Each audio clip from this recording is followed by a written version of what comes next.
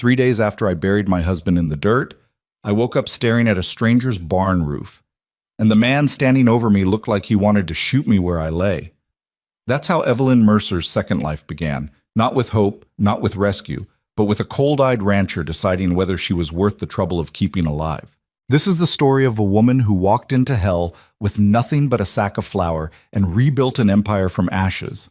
A story about the kind of love that doesn't arrive on white horses. It arrives covered in soot, bleeding, and too stubborn to die.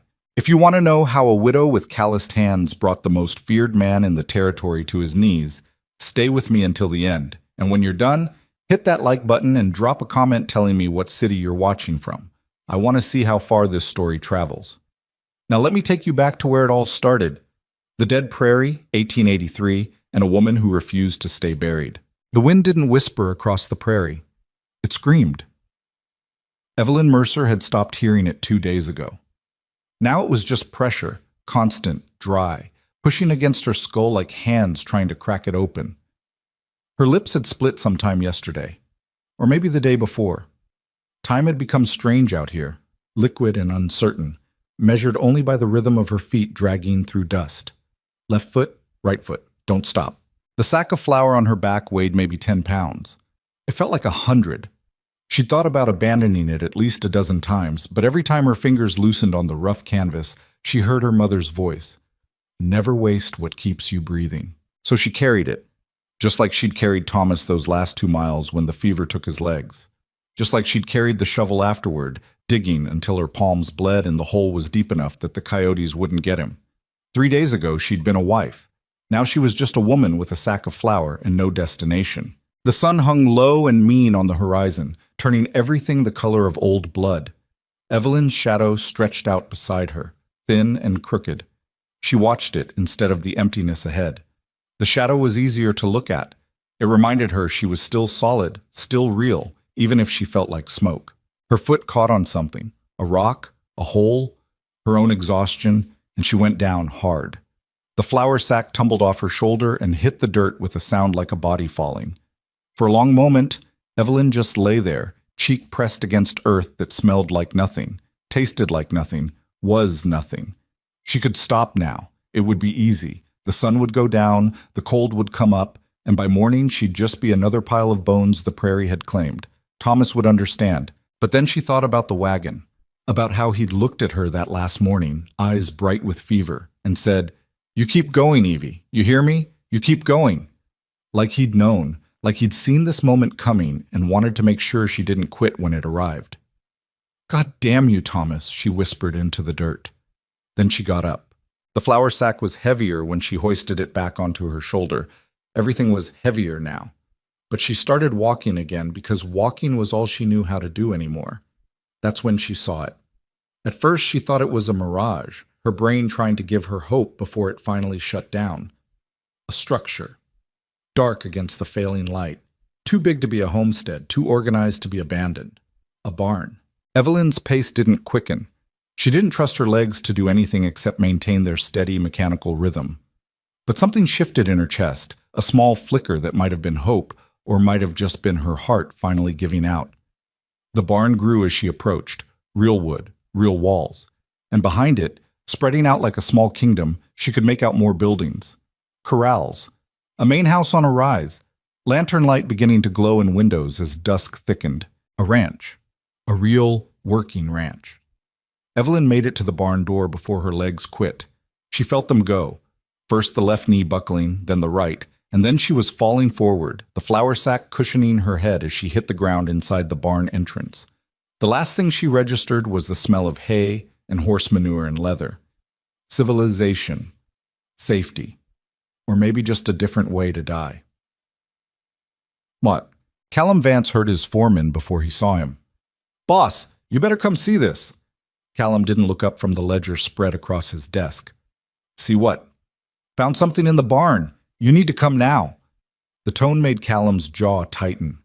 Silas Boone had been his foreman for 6 years, and the man didn't get rattled easy. If something had put that edge in his voice, it was either dangerous or expensive. Callum closed the ledger, grabbed his coat from the back of the chair, and followed Silas out into the cooling evening. The sun had dropped below the horizon, leaving everything painted in that particular shade of blue-gray that made the prairie look like an ocean floor. The barn was 50 yards from the main house. Callum could see 3 ranch hands clustered near the entrance, looking down at something on the ground. "Move," Callum said when he reached them. They scattered like birds. And there, collapsed just inside the barn door, was a woman, or what was left of one. She was small, barely 5.5 feet if she'd been standing. Her dress had probably been blue once, but now it was the same dust brown as everything else on the prairie. Her hair hung in a long, tangled braid down her back, dark blonde gone gray with dirt. And her hands, Christ, her hands looked like they'd been through a meat grinder. Raw, blistered, crusted with old blood. A flour sack lay beneath her head like a pillow. "Is she breathing?" Callum asked. One of the hands, a kid named Tommy, nodded. "Barely. Found her like this maybe 10 minutes ago." Callum crouched down, studying her face. Young, maybe 25, maybe younger. Hard to tell under all the damage the sun and wind had done. Her lips were cracked and bleeding. Her cheeks were hollowed out like something had scooped the flesh away from the bone. But she was alive. "Where'd she come from?" Silas asked. "How the hell should I know?" Callum straightened up, looking out past the barn toward the endless nothing of the prairie. "Nearest town is 30 miles east. Nearest homestead is—" He stopped. "What's the closest occupied homestead?" "Miller Place," one of the hands offered. "Maybe 15 miles north." "That got abandoned 2 months ago," another hand corrected. Callum looked back down at the woman. No wagon, no horse, no supplies except a sack of flour that probably weighed as much as she did. She'd walked here, from somewhere far enough away that it should have killed her. "What do you want us to do with her?" Silas asked. It was a fair question. The winter was coming in hard this year. They could all feel it in the wind. Supplies were tight. Every mouth they fed was a mouth that might mean the difference between making it through the cold months or starving. Callum had built Iron Ridge Ranch on hard decisions, on cutting losses before they bled you dry, on trusting nothing and no one except your own judgment. The smart thing would be to put her on a horse in the morning, point her toward the nearest town, and send her on her way with a canteen and a blessing. But when he looked at her ruined hands and thought about what it must have taken to drag herself this far, something in his chest twisted uncomfortably. "Get her inside, Kemp," he said. "Put her in the spare room off the kitchen." Silas's eyebrows went up. "Inside the main house? You deaf?" "No, boss, but—" "Then do what I told you." Silas's mouth tightened, but he gestured to Tommy. "You heard him. Get her up." Tommy bent down and scooped the woman up like she weighed nothing. She probably didn't. Her head lolled against his shoulder, and the flour sack stayed on the ground where she'd been lying. Callum picked it up. It was lighter than he expected, maybe 5 pounds of flour left inside. She'd walked God knew how many miles carrying this, starving, dying, and she hadn't eaten it. That told him something. He wasn't sure what yet, but it told him something. Done. Evelyn woke up in hell. At least, that's what her body insisted. Every muscle screamed, her throat felt like someone had lined it with broken glass, and there was a bright, stabbing pain behind her eyes that pulsed in time with her heartbeat. But hell probably didn't smell like coffee. She forced her eyes open. A low ceiling. Wooden beams. A small window showing darkness outside. She was lying on something soft. A real bed with a real mattress and a quilt that smelled like cedar. Not the prairie, not dirt, not death. She tried to sit up and immediately regretted it as the room tilted sideways. "Easy," the voice came from her left. Evelyn turned her head, carefully, because it felt like it might fall off, and saw a man sitting in a chair beside the bed. Not young, maybe 40, maybe older. Hard to tell with men who lived outdoors. His face was all angles and weathered skin, the kind of face that looked like it had been carved from the same stone as the mountains. Dark hair going gray at the temples, eyes that were either blue or gray. She couldn't tell in the lamplight. He was watching her the way you'd watch a horse you weren't sure was broke yet, cautious, calculating. "Where am I?" Her voice came out like gravel scraping across metal. "Iron Ridge Ranch." He didn't move from the chair. "You walked into my barn 3 hours ago and passed out." Evelyn processed this slowly. Barn, ranch, 3 hours. "The flour," she said. "Still got it. It's in the kitchen." She closed her eyes. "Good." At least she hadn't lost that too. "What's your name?" the man asked. "Evelyn Mercer." "Where'd you come from, Evelyn Mercer?" "East." It was all the answer she had energy for. "East," the man's voice was flat, unimpressed. "That covers about half the territory. You got family looking for you?" "No." "Husband?" "Dead." Something shifted in the room, not the air exactly, more like the quality of the silence. "How long?" the man asked. 3 days. Evelyn opened her eyes again, forcing herself to look at him directly. "Buried him beside our wagon. Fever took him." The man nodded once, like this confirmed something he'd already suspected. "You got money?" "No." "Supplies?" "Just the flour." "Skills?"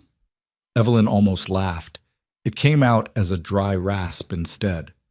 "I can cook, clean, sew, garden, birth a baby if you need one birthed. My mother was a midwife. She taught me." "Can you work hard?" "Harder than you'd believe." The man stood up. He was tall, over 6 feet, and broad across the shoulders in the way men got when they spent their lives doing physical labor. He looked down at her with an expression she couldn't read. "Here's how this works," he said. "You stay tonight. Tomorrow morning, you either work or you leave. I don't run a charity house. Everyone on this ranch earns their keep." "What kind of work?" "Whatever needs doing. Right now, that's cooking for 20 men, keeping the cookhouse clean, and managing supplies. The last cook quit 2 weeks ago. Place has been falling apart since." "What's the pay?" "Room, board, and $2 a week. You try to steal anything, I'll have you arrested. You cause trouble with the hands, you're gone. You can't keep up with the work, you're gone. Understood?" Evelyn looked at him, really looked at him. This was not a kind man. This was not a man who rescued people out of the goodness of his heart. This was a man who saw a problem and calculated whether she was a solution worth the risk. She understood men like this. Thomas had been soft and gentle and full of dreams, and the prairie had killed him for it. Men like the one standing over her now were the ones who survived. "What's your name?" she asked. "Callum Vance." "All right, Mr. Vance, I'll work. But I need to see the cookhouse first thing in the morning, and I'll need access to your supply inventory." Something flickered across Callum's face. It might have been surprise. It was gone too quick to tell. "You'll see it when you're strong enough to stand," he said. "Sleep now. You look half dead."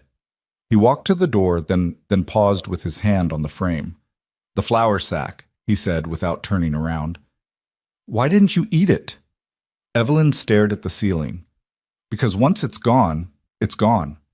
Long as I had it, I had a chance to make something." Callum was quiet for a moment. "Get some rest, Mrs. Mercer." Then he was gone, and Evelyn was alone in the small room with the cedar scent quilt and the distant sound of men talking in another part of the house. She'd made it. Somehow, impossibly, she'd made it. Now came the hard part, staying alive. The next morning arrived with a knock on the door at 5 a.m. Evelyn was already awake. She'd been awake for an hour, lying in the dark and taking inventory of her body. Everything hurt, but it was the manageable kind of hurt, the kind you could work through if you had to, and she had to. "Come in," she called. The door opened and a Mexican woman stepped inside, carrying a tray. She was maybe 50, with steel gray hair pulled back in a tight bun and eyes that missed nothing. "Mr. Vance said you might be hungry." She set the tray on the small table beside the bed. "I'm Rosa. I manage the main house."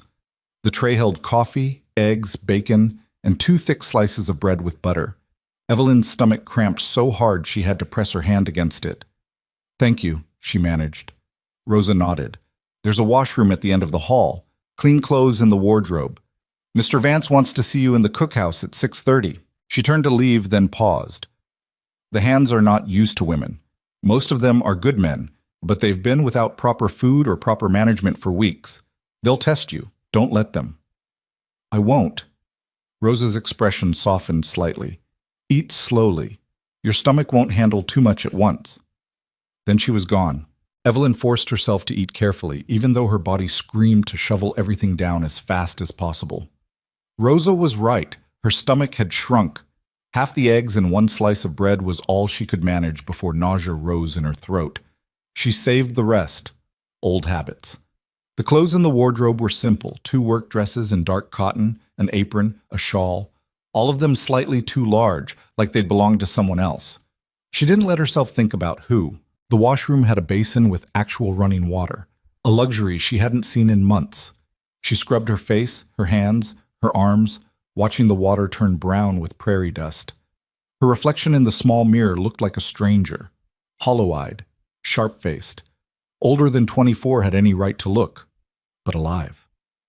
At 6:20, she walked out of the main house and followed the path Rosa had described to the cookhouse. It was worse than she'd expected. The building was long and low, built from rough lumber with a stone chimney at one end.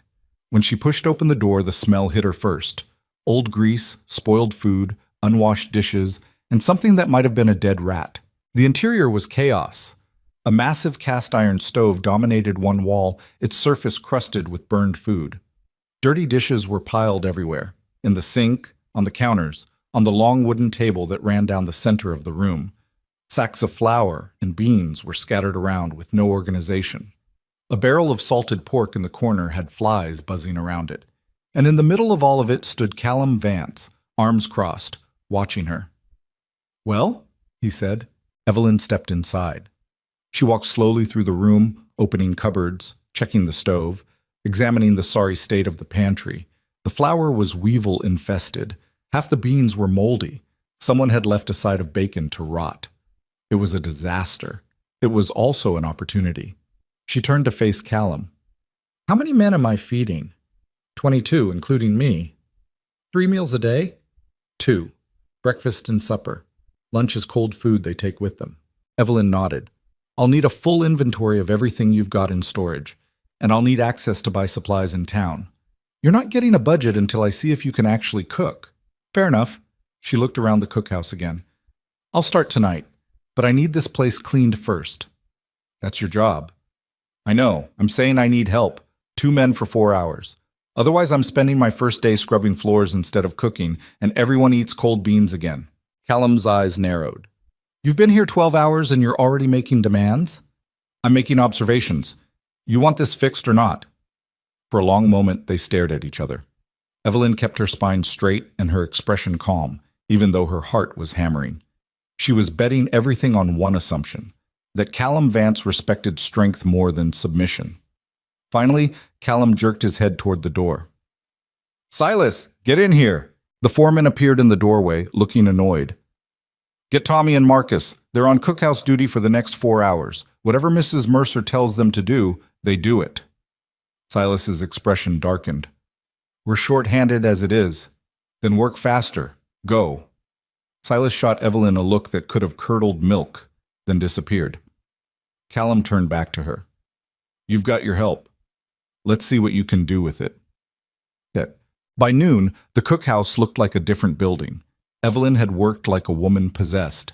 With Tommy and Marcus, 2 ranch hands who'd clearly expected easy duty, she'd scrubbed every surface, thrown out everything that was spoiled, reorganized the pantry, and scoured the stove until the iron gleamed.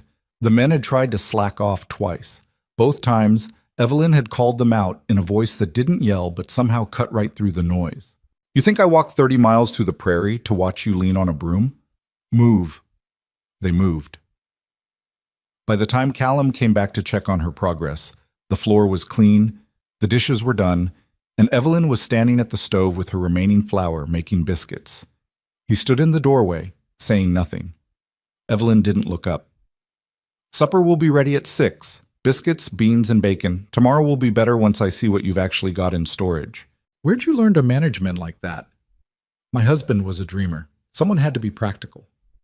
She pulled the first pan of biscuits from the oven. They were golden brown, perfect, smelling like butter and salt and home. She set them on the counter to cool. Callum walked over and picked one up, breaking it open. Steam rose from the soft interior. He took a bite. Evelyn watched his face. It didn't change much, just a slight relaxation around the eyes. But she'd been reading men's faces her whole life. That was approval. "You can stay," Callum said. $2 a week, room and board. You cook like this, you'll get along fine." $3, Evelyn countered.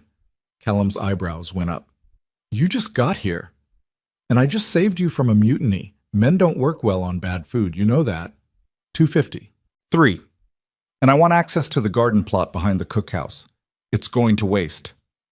Callum stared at her. Then, slowly, he smiled. It was a hard smile, more challenge than warmth, but it was real. $3, garden access. But you keep this place running smooth or the deal's off. It'll run smooth. He nodded once and turned to leave. At the door, he paused. Silas doesn't like you. I noticed. Watch yourself around him. He's been here a long time, thinks he runs things. Does he? No, I do. But he doesn't always remember that. Then Callum was gone, and Evelyn was alone with her biscuits and her clean cookhouse and the first real sense of security she'd felt in months. That night, when 22 men filed into the cookhouse for supper, the noise died the moment they saw the long table. Clean plates, fresh biscuits, beans cooked with onions and molasses, bacon that wasn't burned, and in the center of it all, a woman who looked like she'd crawled out of hell itself, watching them with quiet determination. One by one, they sat down. One by one, they ate. And when old Pete, the oldest hand on the ranch, took his first bite of biscuit and closed his eyes like he was praying, Evelyn knew she'd won. Not Callum's trust. Not yet. But something almost as important, his men's gratitude. For the first time since Thomas died, Evelyn Mercer smiled. God. The next 3 weeks passed in a blur of work. Evelyn woke before sunrise every day and didn't stop until after dark. She reorganized the entire supply system, implemented a rotating menu that used ingredients efficiently, revived the abandoned herb garden, and somehow managed to make meals interesting despite working with limited resources. The men noticed. Their energy improved. The fighting that had become constant in the bunkhouse dropped off. They started showing up to meals early, competing for seats, actually talking to each other instead of eating in hostile silence. Evelyn learned their names, their preferences, their stories. Tommy was 19 and sending money home to his mother. Marcus had been a soldier. Old Pete had worked ranches for 40 years and had opinions about everything. There was a quiet man named Chen who did leather work in his spare time, and a loudmouth named Jack who told terrible jokes but could rope a steer faster than anyone else. And then there was Silas. Callum's foreman watched her constantly. Not with curiosity, with suspicion, like she was a snake that might bite if he looked away. Evelyn ignored him. She had work to do. The garden was her evening project. The plot behind the cookhouse had been neglected for years, choked with weeds and bad soil. But Evelyn had grown up helping her mother tend herbs, and she knew how to coax life from difficult ground. She cleared it by hand, turning the soil, adding compost from the kitchen scraps. She planted late-season vegetables that might survive the coming cold, turnips, cabbage, hardy greens. She found wild sage growing near the creek and transplanted it. She started a small herb bed, thyme, rosemary, winter savory. The men thought she was crazy. They said so, loudly. But when fresh herbs started appearing in the stew, they stopped complaining. Callum, for his part, kept his distance. He came to meals, ate without comment, and left. Sometimes Evelyn would look up from the stove and find him watching her from the doorway, but the moment their eyes met, he'd turn away. It was fine. She didn't need his attention. She needed his permission to keep working, and she had that. But then came the morning when everything changed. It was a Tuesday. Evelyn was in the cookhouse at 5 a.m., starting breakfast, when she heard shouting from outside. Men's voices, panicked and sharp. She wiped her hands on her apron and stepped out into the pre-dawn darkness.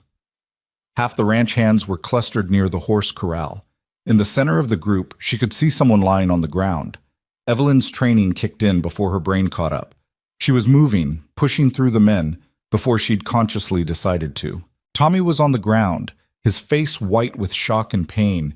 His left arm hung at an unnatural angle, and even in the dim light, Evelyn could see the bone pressing against the skin. "What happened?" she asked, dropping to her knees beside him.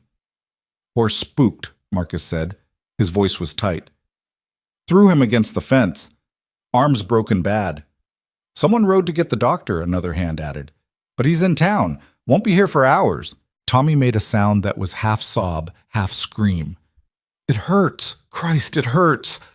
Evelyn looked at the arm. Compound fracture. If it wasn't set soon, Tommy would lose the use of it, maybe lose the arm entirely. The men were staring at her, waiting for her to panic or faint or do whatever they expected women to do. Instead, she stood up and started giving orders. "Marcus, get me 2 straight pieces of wood about this long." She held her hands apart. "Chen, I need strips of cloth. Clean cloth from the laundry. Someone get whiskey, and I need 4 of you to hold him down." "Hold him down for what?" Silas's voice cut through the group. He pushed forward, looking at her with open hostility. "You're a cook, not a doctor." "My mother was a midwife. I've set bones before." "On who? Your dead husband?"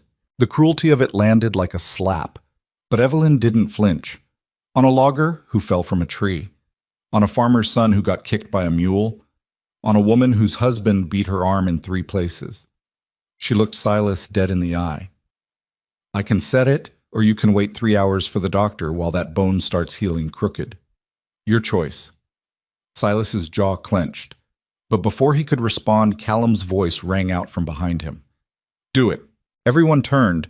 Callum stood at the edge of the group, fully dressed despite the early hour. His expression was unreadable. "Set the bone, Mrs. Mercer." Evelyn nodded once. "Then clear out.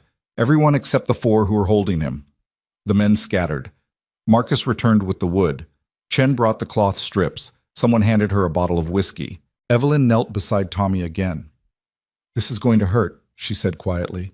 "I won't lie to you, but I need you to stay as still as possible. Can you do that?" Tommy's eyes were huge with fear, but he nodded. "Drink this first." She helped him take 3 long swallows of whiskey. "Now lie flat. These men are going to hold you. Don't fight them."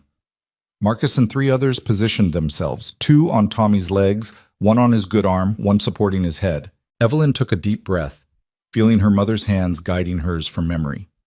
Find the break. Feel the bones. Align them smooth. Fast is kind. She gripped Tommy's arm above and below the break. "On 3. 1. She pulled on 2. Tommy screamed.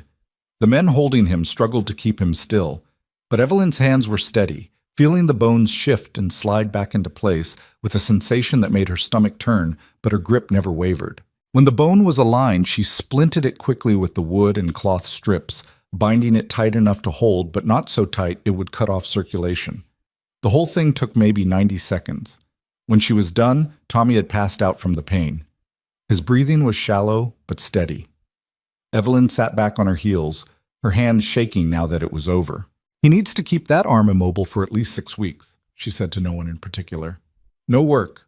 Light duty only, and someone needs to check the splint every day to make sure it's not too tight." "I'll do it." She looked up. Callum was standing over her, his expression still unreadable. "You did good," he said quietly. Then he turned to the men who were still watching. "Get back to work. Show's over." They dispersed slowly, throwing glances back at Evelyn that looked different now. Not suspicious. Not dismissive. Respectful. Silas was the last to leave. He stared at her for a long moment, his face hard with something that looked like anger, but might have been fear. Then he turned and walked away. Evelyn stood up slowly, her knees protesting. Her hands were still shaking. "Come on," Callum said. "I'll walk you back to the cookhouse." They walked in silence through the gray pre-dawn light. When they reached the cookhouse door, Callum stopped. "Where'd you really learn that?" he asked. "I told you, my mother. I know what you told me. I'm asking what you didn't tell me." Evelyn looked at him, really looked at him. This close, she could see that his eyes were gray, not blue, gray like storm clouds. "My mother traveled from town to town, taking whatever medical work she could get," Evelyn said slowly. "Babies, mostly, but also injuries, sickness, anything people couldn't afford a real doctor for. She brought me with her starting when I was 8. By the time I was 14, I could assist with a birth or set a broken limb without supervision." "Why'd you stop?" "She died. Fever took her when I was 16. After that, I married Thomas. He didn't want a wife who did that kind of work. Said it wasn't proper. But you remembered. You don't forget something like that." Callum nodded slowly. "The men are going to look at you different now. Is that a problem?" "Depends. Can you handle it?" Evelyn thought about Thomas, who'd needed her to be soft and small. About the prairie, which had demanded she be hard and relentless. About the choice she'd made when she picked up that flour sack instead of lying down to die. "Yes," she said. "I can handle it." Callum studied her face for another moment. Then he did something she didn't expect. He smiled.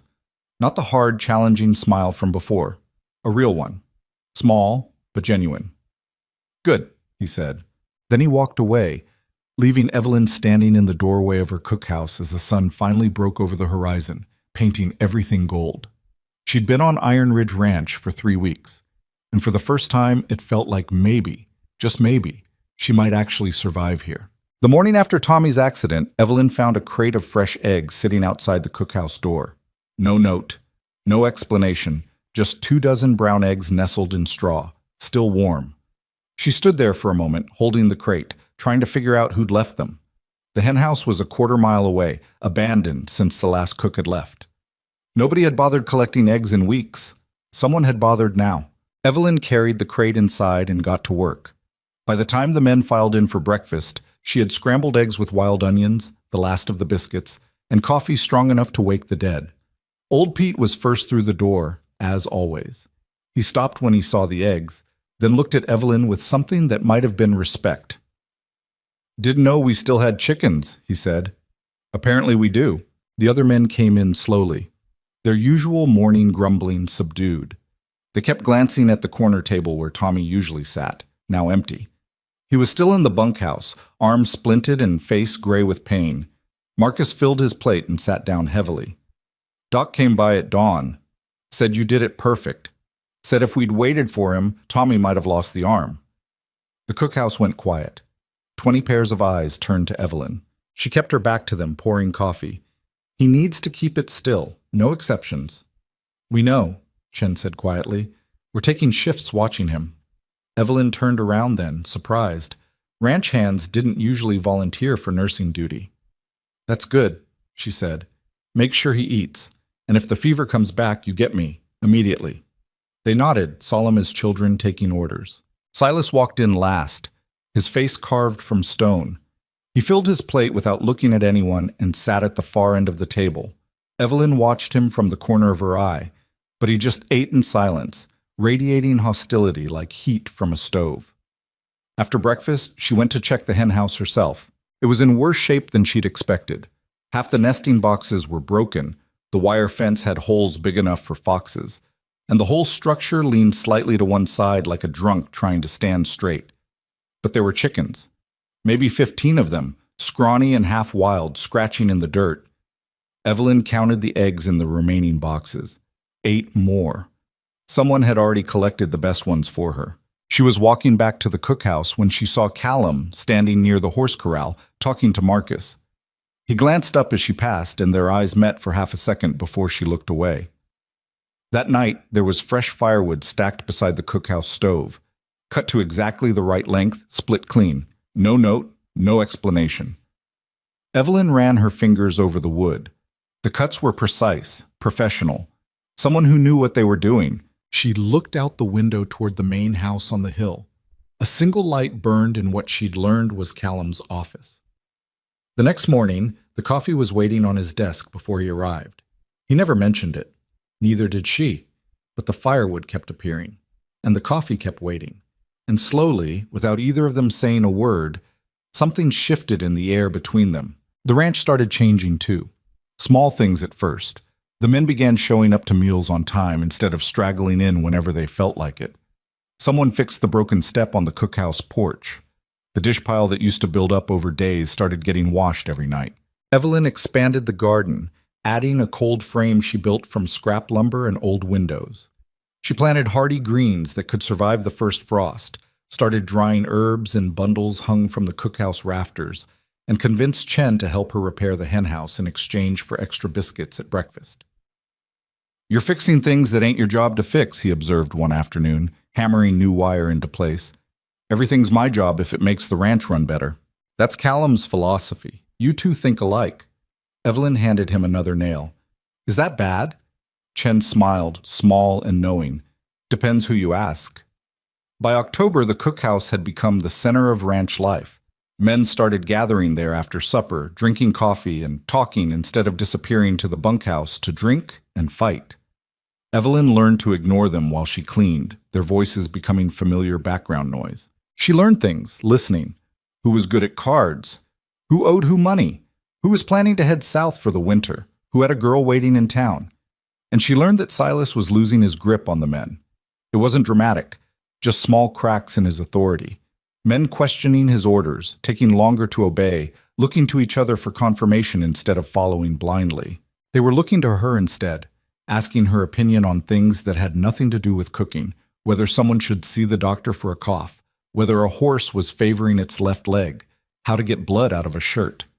Evelyn tried not to notice, but Silas noticed.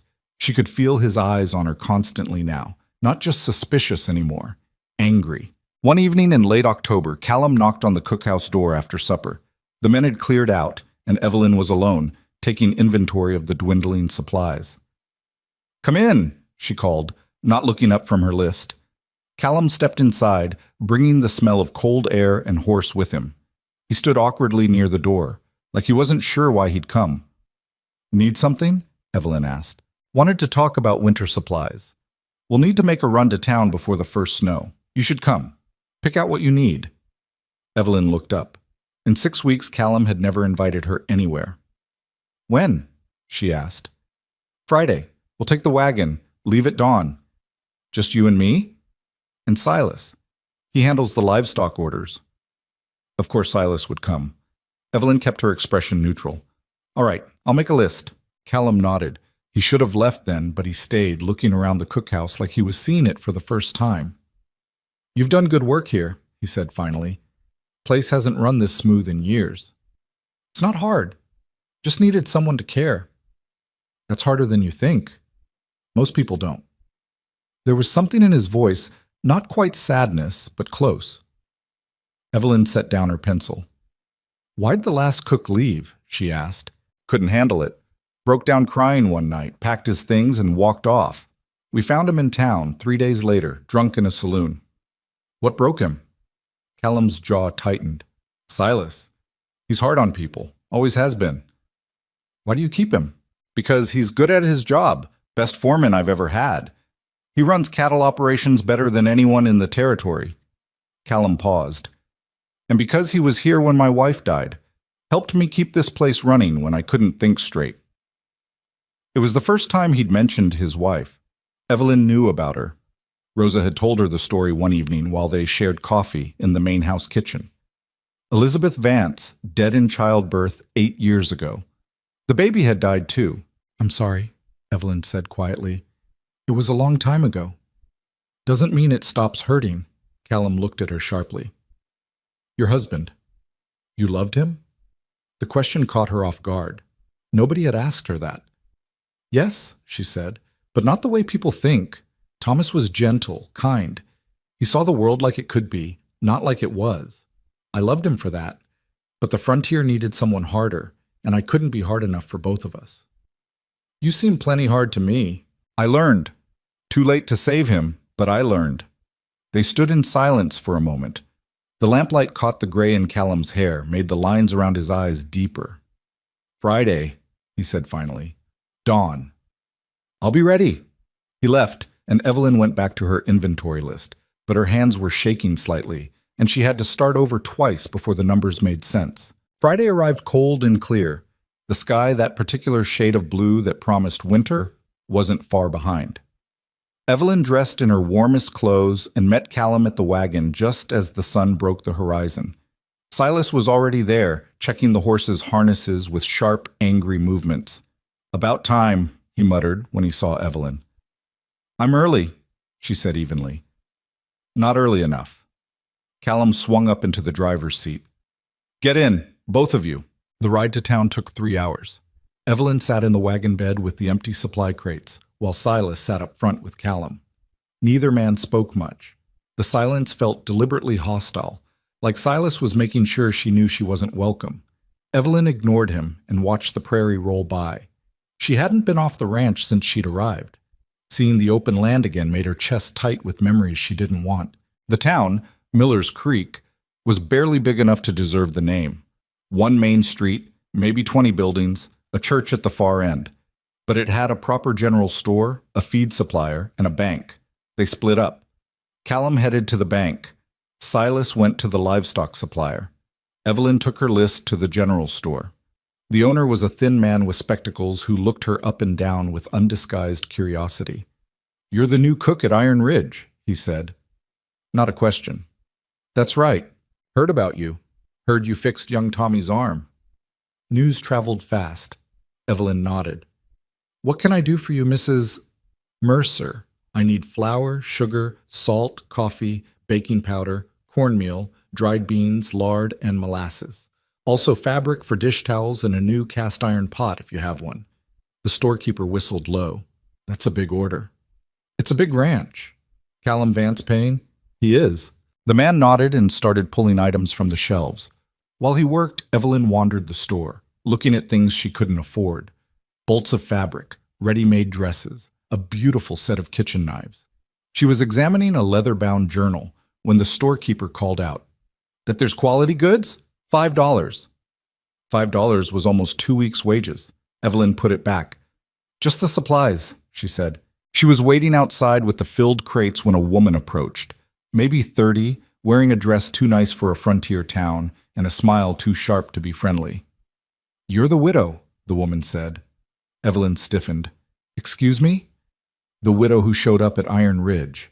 Everyone's talking about it. Mysterious woman appears from nowhere, no husband, no family. Some people are saying you killed him." The words hit like a slap. "That's a lie, is it? Funny how you show up right after he dies. Convenient, some might say." "My husband died of fever. I buried him myself." The woman's smile widened. "Of course, that's what you'd say, isn't it?" Before Evelyn could respond, Callum's voice cut across the street. "Mrs. Harrington." The woman turned and her smile shifted to something sweeter, more calculated. "Mr. Vance, how lovely to see you." Callum walked past her like she didn't exist and stood beside Evelyn. "Loads ready?" "Yes." "Then let's go." He picked up 2 crates and carried them to the wagon. The woman, Mrs. Harrington, watched with an expression that made Evelyn's skin crawl. "You should be careful, Mr. Vance," she called after him. "People are talking about your new cook. Reputation matters, even out here." Callum set the crates in the wagon bed with more force than necessary. When he turned around, his face was cold as winter stone.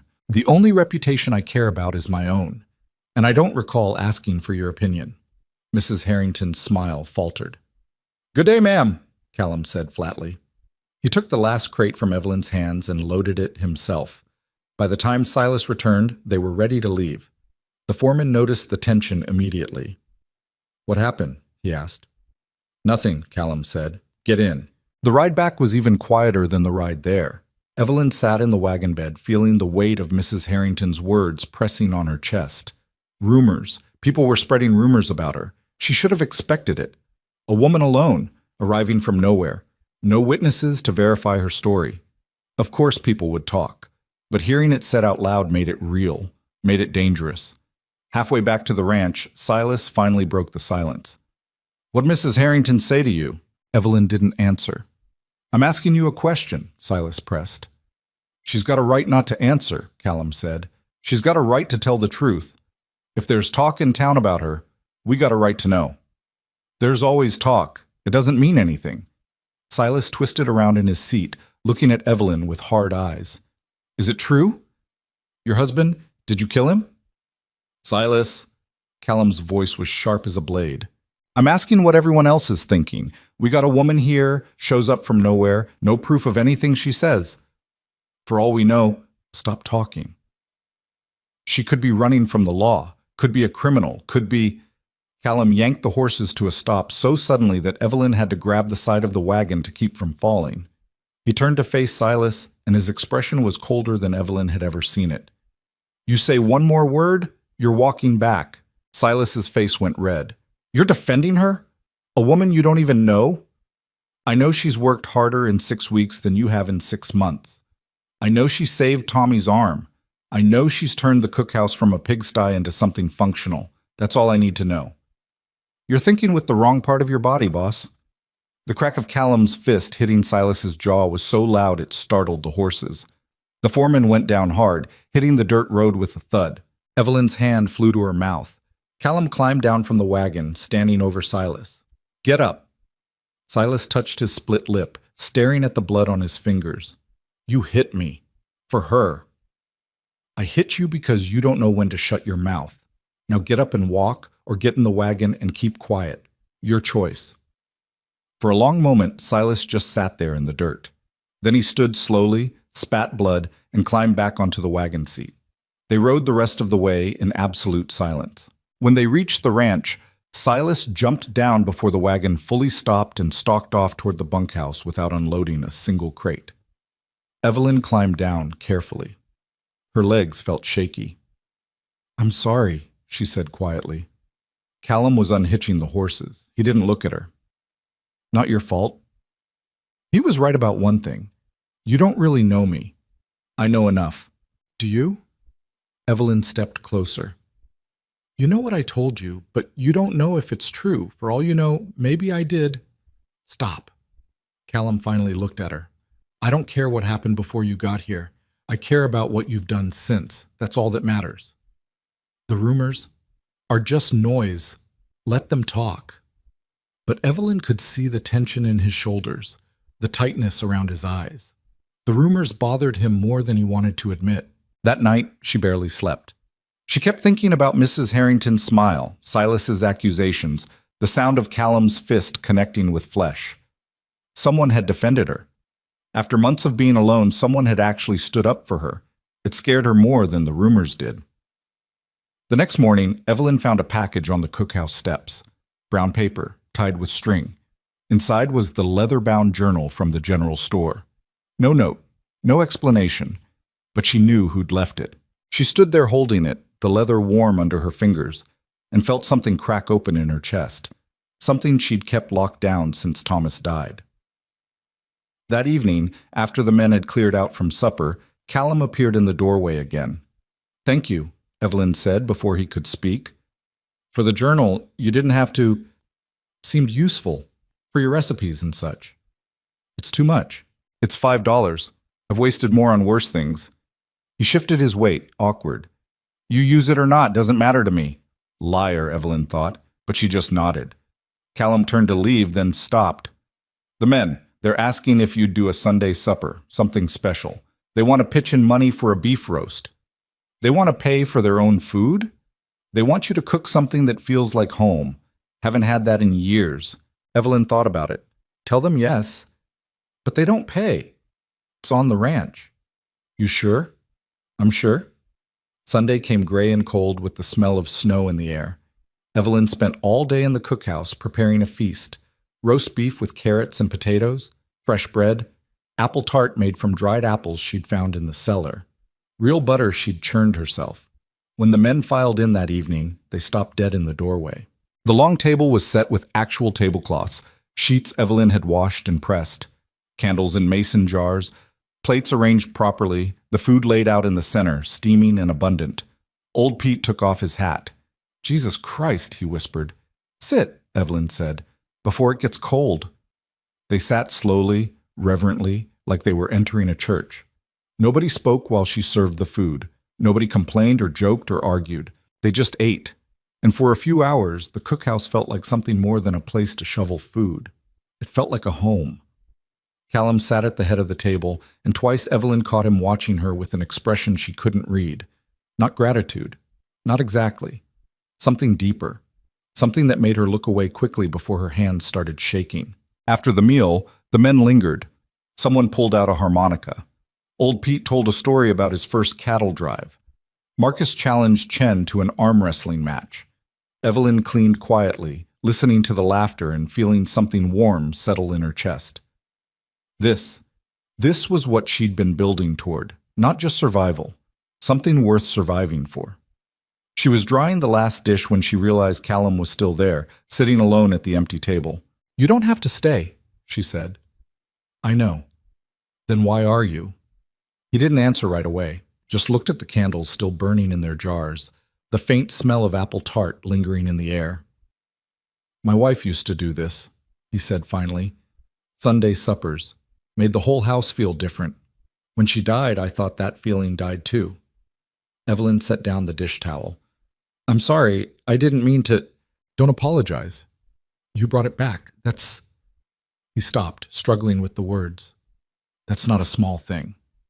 They stood in silence, the space between them charged with something neither wanted to name. Finally, Callum stood. Good night, Mrs. Mercer. Good night.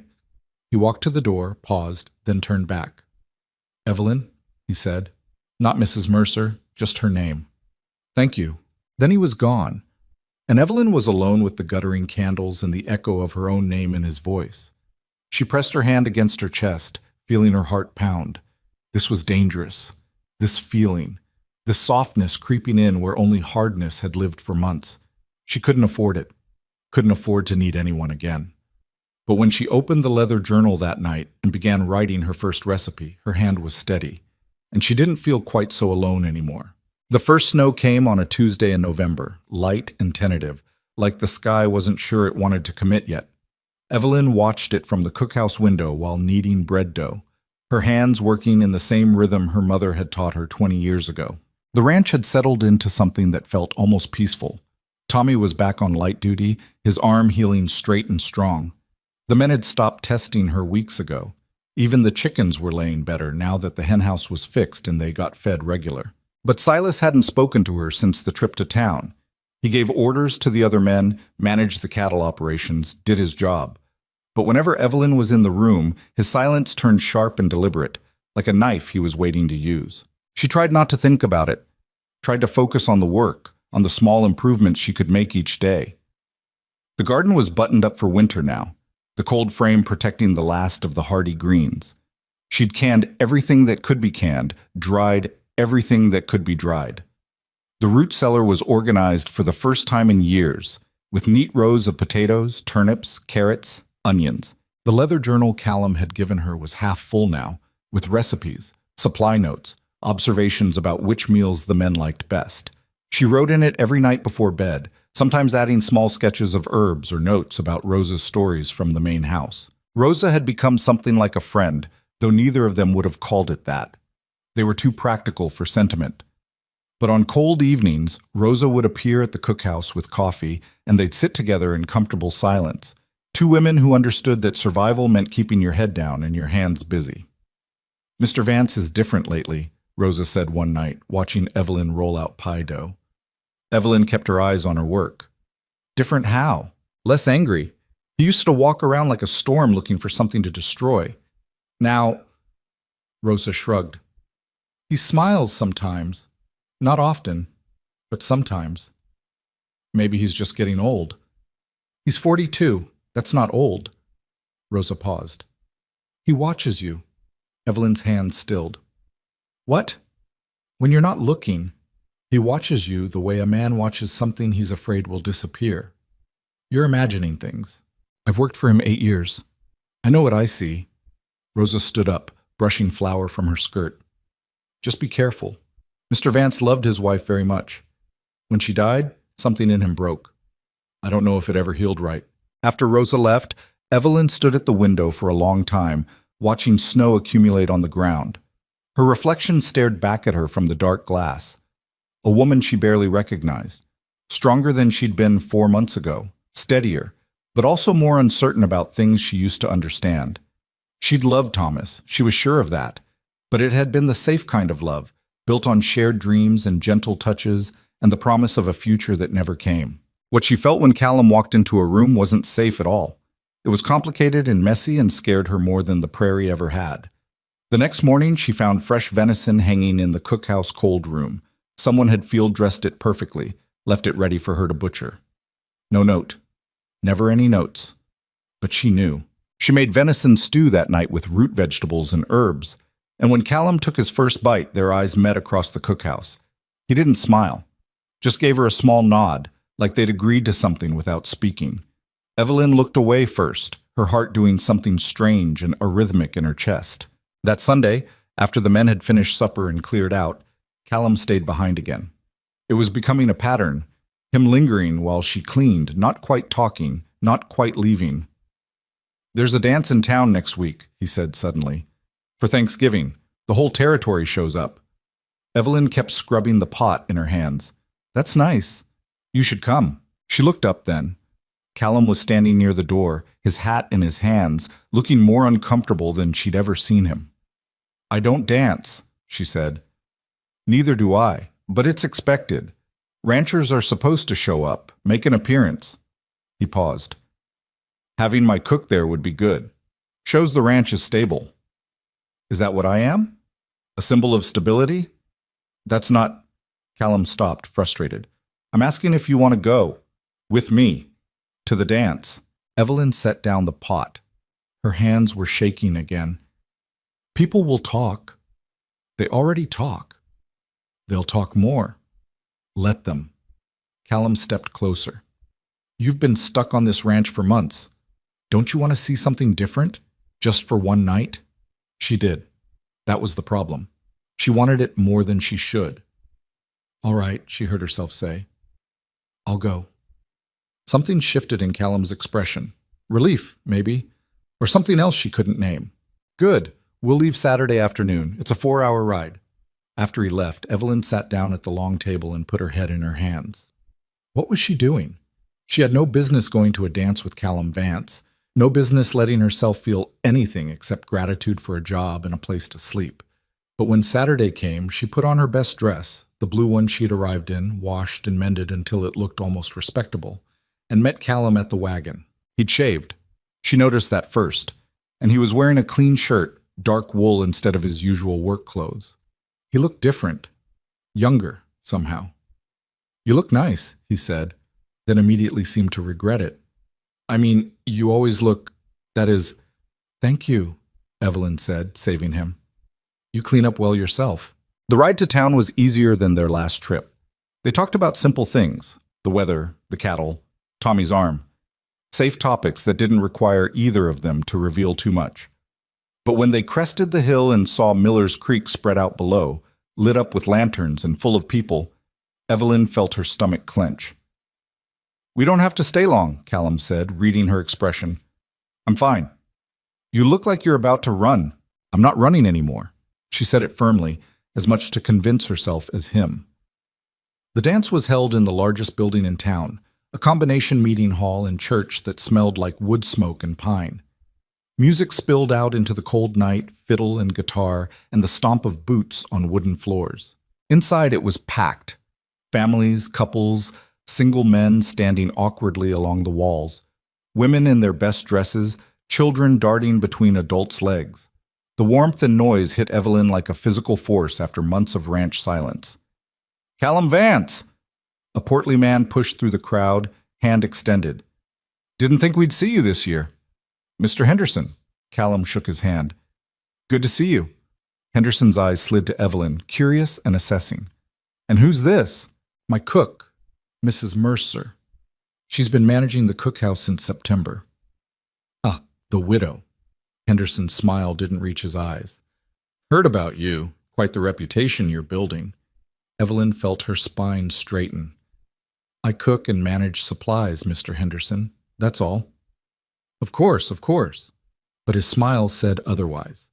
They moved deeper into the crowd, and Evelyn felt eyes following them. Whispers behind hands, women's heads bent together, talking. Ignore them, Callum muttered.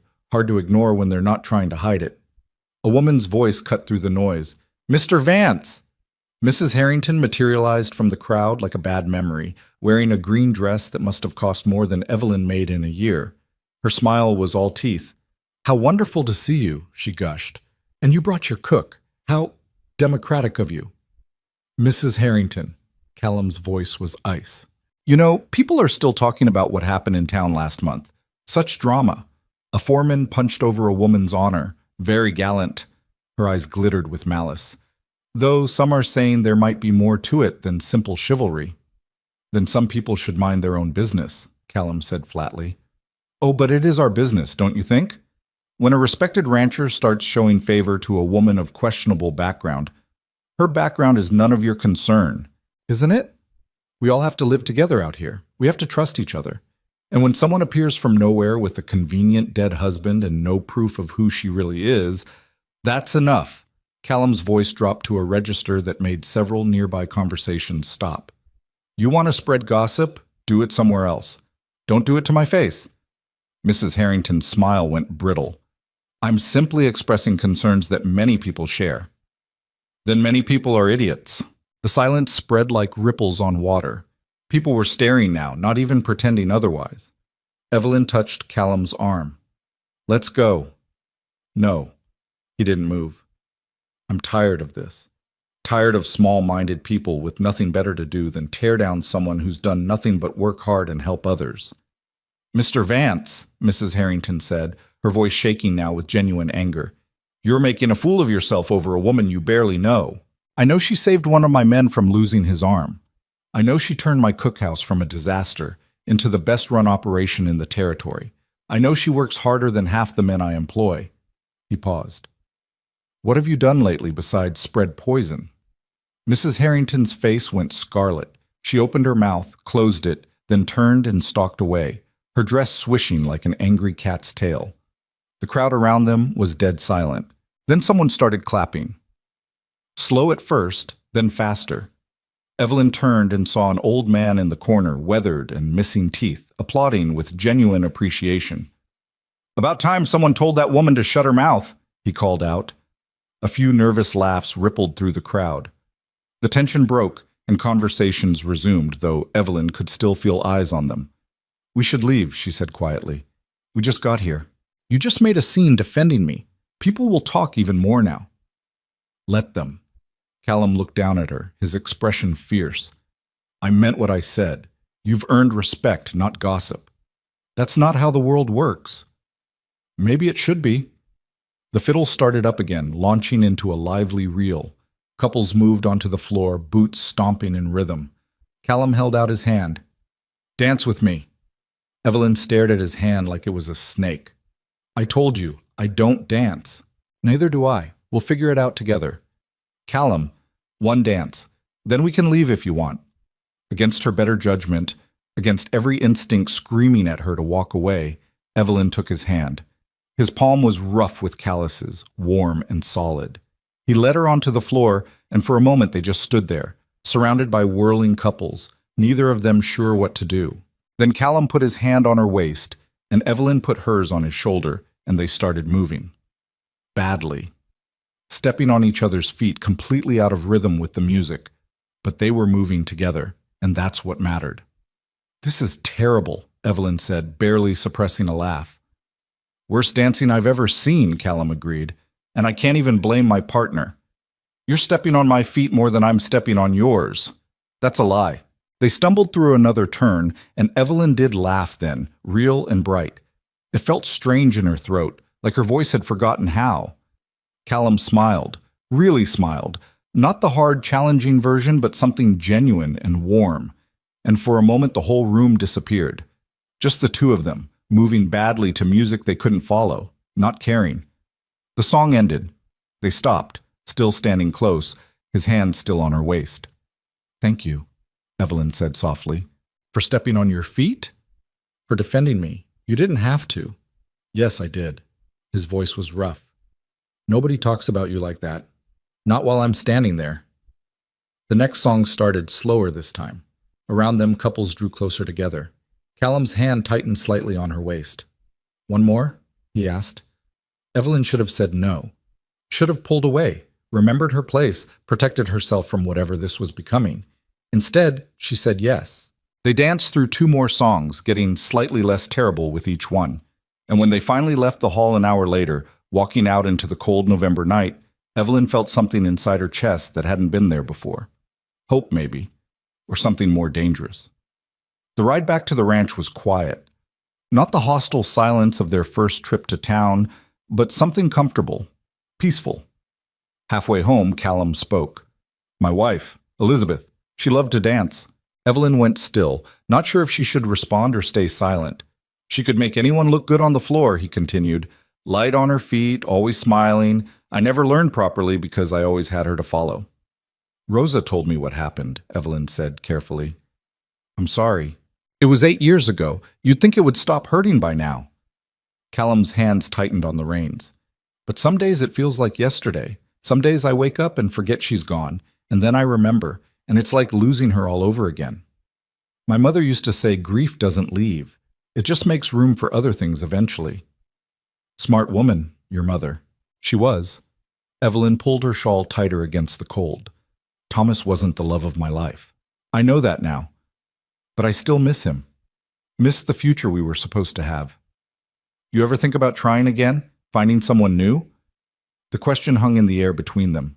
Evelyn could feel the weight of it, the implications. I don't know, she said honestly. I'm not sure I know how to be with someone anymore. Not after everything. Callum nodded slowly. I felt that way for a long time. Still do, mostly. He paused. But lately I've been thinking maybe I was wrong. Maybe shutting everything out isn't surviving. It's just existing. They didn't speak again until they reached the ranch. Callum helped her down from the wagon, his hand steady on her waist. Thank you for coming tonight, he said. Thank you for asking. They stood there in the moonlight, close enough that Evelyn could see the gray in his stubble, the tired lines around his eyes. He was going to kiss her. She could feel it in the air, in the way he was looking at her, and she was going to let him. But then voices erupted from the bunkhouse, men shouting, the crash of something breaking. Callum's head snapped around. What the hell? They ran toward the noise. The bunkhouse door burst open and two men tumbled out, fists flying. Marcus and Jack rolling in the dirt, cursing and swinging. Other hands poured out behind them, some trying to pull the fighters apart, others just watching. Break it up, Callum roared, wading into the chaos. It took 3 men to separate Marcus and Jack. Both were bleeding, Jack from a split lip, Marcus from a gash above his eye. What started this? Callum demanded. Neither man answered, just glared at each other with pure hatred. Old Pete stepped forward. They were arguing about Mrs. Mercer. Evelyn's stomach dropped. What about her? Callum's voice went dangerously quiet. Jack said something crude. About her and you. Marcus took offense. Callum turned to Jack. What did you say? Jack wiped blood from his mouth, defiant. Just that everyone knows what's really going on. You didn't bring her to that dance because she's your cook. No? Callum stepped closer. Then why did I bring her? Because you're sleeping with her, or planning to, and you're making the rest of us look like fools for pretending otherwise. The words hit Evelyn like a physical blow. She saw the other men's faces, some embarrassed, some curious, some nodding like they'd been thinking the same thing. Callum's fist connected with Jack's jaw before anyone could react. The ranch hand went down hard, hitting the ground with a grunt. You're fired, Callum said flatly. Pack your things and get off my property. For telling the truth? Jack struggled to his feet, spitting blood. Everyone's thinking it. She shows up from nowhere, and suddenly you're acting like a lovesick fool, defending her honor, buying her gifts. I said get out. Fine. Jack's smile was ugly. But you can't fire the talk boss. And Silas has been spreading it all over the territory. About how you're too stupid to see she's using you. About how she probably did kill her husband, and you'll be next once she's gotten what she wants. Evelyn felt the ground tilt under her feet. Silas. Of course it was Silas. Where is he? Callum's voice was deadly calm now. The men exchanged glances. Nobody answered. I asked a question. Where is Silas Boone? Town, someone finally muttered. Been there since this afternoon. Drinking at the saloon. Last we heard. Callum turned to Marcus. Get Jack's things together and leave them by the gate. He's got until sunrise to clear out. Then he looked at Evelyn. His expression was unreadable. We need to talk, he said. My office. Now. Evelyn followed him to the main house, her legs mechanical, her mind racing. This was it. He was going to tell her to leave. The gossip had finally become too much, and he was going to cut his losses. She'd known this was coming, had been waiting for it since Mrs. Harrington's first accusation, but knowing didn't make it hurt less. Callum's office was on the 2nd floor, a sparse room with a desk, filing cabinets, and a window overlooking the ranch. He closed the door behind them and stood there, not speaking, his back to her. I'm sorry, Evelyn said into the silence. I never meant to cause trouble. Stop apologizing. Callum turned around. None of this is your fault. Isn't it? If I'd never come here, if you'd never come here, this ranch would still be falling apart, and my men would still be eating garbage, and I'd still be... He stopped. struggling. I'd still be half alive, going through motions, waiting to die. Evelyn stared at him. What? You want the truth? Here it is. When Elizabeth died, I decided I was done. Done feeling anything, done hoping for anything, done living for anything except work. I built this ranch into an empire because it was the only thing I knew how to do. But I didn't care about it. Not really. I was just filling time until time ran out. He crossed to the window, staring out at the dark ranch below. Then you showed up. Barely alive, should have been dead, carrying a sack of flour like it was the most important thing in the world. And I thought you'd break. Thought you'd cry or quit or run. But you didn't. You just worked, fixed things, made things better. And for the first time in 8 years, I woke up wanting to see what you'd do next. Evelyn couldn't breathe, couldn't think. I'm not sleeping with you, Callum continued. I haven't even touched you except to help you out of a wagon. But I wanted to tonight. When we were dancing, I wanted to kiss you so badly my teeth hurt. He turned to face her. And that terrifies me. Because I swore I'd never let myself feel like this again. Never let anyone matter enough to hurt me. Callum. But Silas is right about one thing. I have been acting like a fool, buying you gifts, defending you in public, making it obvious to everyone that you're not just my cook. He paused. You're more than that. You have been for a while now, and I don't know what to do about it. The silence stretched between them, heavy with everything they'd been avoiding for months. What do you want me to say? Evelyn whispered. I want you to tell me I'm not crazy, that I'm not imagining this thing between us. You're not imagining it. Then what is it? Evelyn took a step toward him. I don't know. I just know that when you walk into a room, I can breathe easier. And when you leave, everything feels colder. And that scares me as much as it scares you.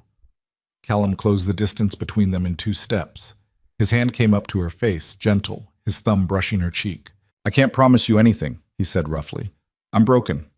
Probably always will be. And this ranch, this life, it's hard. Harder than what you've already survived. I know. But if you're willing to stay, to see where this goes, I'd like to try. Evelyn leaned into his touch, her eyes closing. I'm tired of running, tired of being alone. Me too. He kissed her then. Soft at first, tentative, like he was afraid she'd disappear. Then deeper, his other hand sliding into her hair, pulling her closer. Evelyn kissed him back, tasting coffee and want and 8 years of loneliness finally breaking open. When they finally pulled apart, both breathing hard, Callum rested his forehead against hers. This is going to make the gossip worse, he said. I don't care anymore. Neither do I. They stood there in the lamplight, holding each other, and for the first time since Thomas died, Evelyn felt like she might actually have a future worth fighting for. But neither of them knew that outside in the cold November darkness, Silas Boone was riding back from town, drunk and furious and ready to burn everything down. Evelyn left Callum's office an hour before dawn, slipping through the quiet ranch like a ghost. The sky was still dark, but she could feel morning coming in the way the air changed, turning from black to deep blue at the edges. She should have been exhausted. Instead, she felt wired, every nerve alive. Her lips still tingled from kissing Callum. Her hand still remembered the feel of his shoulders, solid and real under her fingers. But underneath the warmth was something else. Fear, maybe. Or the certainty that nothing this good ever lasted. She was halfway to the cookhouse when she smelled smoke. Not wood smoke from a chimney, something sharper, chemical. Wrong. Evelyn stopped, her heart kicking hard against her ribs. She turned slowly, scanning the darkness. There. Orange light flickering behind the hay barn, growing brighter even as she watched. Fire. She ran. The hay barn was fully engulfed by the time she reached it, flames climbing the wooden walls like living things. The heat hit her from 20 feet away, making her eyes water. Fire! She screamed. Fire! Everyone up! She grabbed the iron bell mounted outside the cookhouse and rang it hard, over and over, the sound splitting the pre-dawn quiet like an axe through wood. Lights appeared in the bunkhouse. Men stumbled out, half-dressed and confused, then saw the flames and started yelling. Callum appeared from the main house, boots unlaced, shirt unbuttoned. His face went white when he saw the barn. "Get the horses," he roared. "They're in the stables next door. Move!" Men scattered in every direction. Some ran for buckets, others headed for the well. Marcus and Chen sprinted toward the horse stables, which sat less than 30 yards from the burning barn. Evelyn could already hear the horses screaming. "The irrigation trenches," she said, grabbing Callum's arm. "If we can flood them, create a barrier." "There's not enough water." "There is if we redirect the creek. Channel it through the trenches between the barn and the stables. It won't stop the fire, but it might slow it down long enough to get the horses out." Callum stared at her for half a second, then nodded. "Tommy, Pete, get shovels and meet me at the creek." He took off running, and Evelyn ran after him, her skirt tangling around her legs. Behind her, she could hear men shouting, the crash of burning timber, the awful screaming of terrified animals. The irrigation trenches were old, half filled with debris. They'd been dug years ago to water the gardens and pastures, but had fallen into disrepair. Now they were the only thing standing between the fire and the rest of the ranch. Callum and 3 other men were already at the creek, frantically digging a channel to divert water into the main trench. Evelyn grabbed a shovel from Tommy's hands. "You're not—" Tommy started. "Shut up and dig," Evelyn snapped. They dug like their lives depended on it, because they did. Dirt flew. Someone's shovel hit rock, and the impact jarred up Evelyn's arms, making her teeth clack together. But she kept digging. Water started trickling into the trench, then flowing faster as they widened the channel. It raced down the irrigation line toward the space between the burning barn and the stables. "More!" Callum shouted. "We need more volume!" Old Pete was suddenly there, dragging a length of old guttering. "Use this! Funnel it!" They positioned the guttering to direct the creek water, and the trickle became a steady stream. It poured into the trenches, filling them, creating a muddy barrier. An explosion from the hay barn made everyone duck.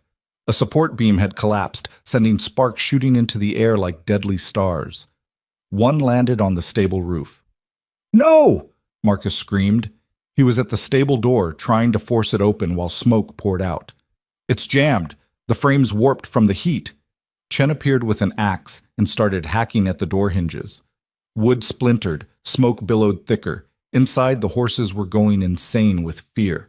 The door finally gave way, crashing inward. Smoke rolled out in a black wave. Marcus disappeared into it without hesitating. "You idiot!" Callum started toward the stable, but Evelyn grabbed his arm. "You can't go in there. I've got 8 horses in there worth more than this whole, and you'll die before you reach them." She held on tight, even when he tried to pull away. "Let Marcus do his job." One horse burst out of the smoke, wild-eyed and riderless. Then another. Chen caught their reins, pulling them away from the fire. Marcus emerged leading 2 more, his face black with soot, coughing so hard he could barely stand. He shoved the reins at someone and went back in. "How many left?" Callum yelled. 4. Marcus's voice came from inside the stable, barely audible over the roar of flames. "Maybe 3. I can't see." Another horse came out, then 2 more together, nearly trampling the men trying to grab them. That left 1. The stable roof caught fire. "Marcus, get out!" Callum was pulling against Evelyn's grip now, his strength overwhelming. "Leave it." "It's Dancer," Marcus shouted back. "Your wife's horse. I'm not leaving her." The words hit Callum like a bullet. He went completely still. Evelyn loosened her grip and he pulled free, running toward the burning stable. She ran after him, her lungs already burning from smoke. They found Marcus on his knees 10 feet inside, trying to calm a terrified mare who'd backed herself into a corner. The horse's eyes rolled white, showing all around. She was Elizabeth's horse. Evelyn recognized her from the photographs in Callum's office. "Move," Callum said, pushing past Marcus.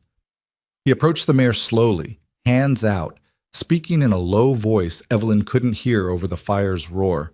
Above them, burning timber groaned. "We're out of time!" Evelyn grabbed Marcus and hauled him toward the door. "Get out now!" Marcus stumbled outside, coughing up black phlegm. Evelyn turned back for Callum. He had the mare's halter now, was leading her forward step by careful step. The horse fought every inch, rearing and squealing. The roof beam cracked. Evelyn didn't think. She grabbed the water bucket someone had dropped near the door and threw the contents at the mare's face. The shock made the horse leap forward, right past Callum, straight for the open air. Callum ran after her, and Evelyn ran after him. They cleared the doorway 3 seconds before the roof came down. The crash was enormous, final. Burning debris exploded outward, and Evelyn felt something hot slash across her arm. She didn't stop running until they were 30 yards clear, where Chen had corralled the other horses. Callum caught the mare's lead rope, gentling her with shaking hands. His face was streaked with soot and what might have been tears. "You're bleeding," he said, looking at Evelyn's arm. She glanced down, a long burn across her forearm, already blistering. She hadn't felt it until now. "It's fine." "It's not fine. The barn's not out yet," Evelyn pointed. The hay barn was still burning, though slower now. The water in the trenches had kept it from spreading to the other buildings, but they weren't safe yet. They worked through the rest of the night, bucket brigade after bucket brigade, pouring water on the flames until they finally died down to smoking ruins. By the time the sun came up, everyone was filthy, exhausted, and the hay barn was gone. But the stables had only lost their roof. The main house, the bunkhouse, the cookhouse, all still standing, and every horse accounted for. Evelyn sat on the ground near the well, too tired to stand. Her arm throbbed. Her lungs felt scraped raw. But they'd done it. They'd saved the ranch. Rosa appeared with water and clean cloths. She bandaged Evelyn's burn without speaking, her face grim. "How did it start?" someone asked. "Hay doesn't just light itself." "Had to be deliberate," another voice said. Someone said it. Callum was standing near the barn ruins, staring at something on the ground. When Evelyn walked over, she saw what he was looking at. A whiskey bottle. Empty. Lying in the dirt near where the fire had started. "Silas," Callum said quietly, "you don't know that." "Yes, I do." He picked up the bottle. "This is his brand, and he was drunk in town last night, angry enough to do something stupid." "Where is he?" "Nobody's seen him since yesterday afternoon." Callum's jaw clenched. "When I find him, I'm going to kill him." "Don't." Evelyn put her hand on his arm, felt the muscle jump under her fingers. "Don't let him destroy you too." "He tried to burn down my ranch. Could have killed everyone here." "I know. But if you kill him, you'll hang. And then what? Who runs this place? Who takes care of the men?" She paused.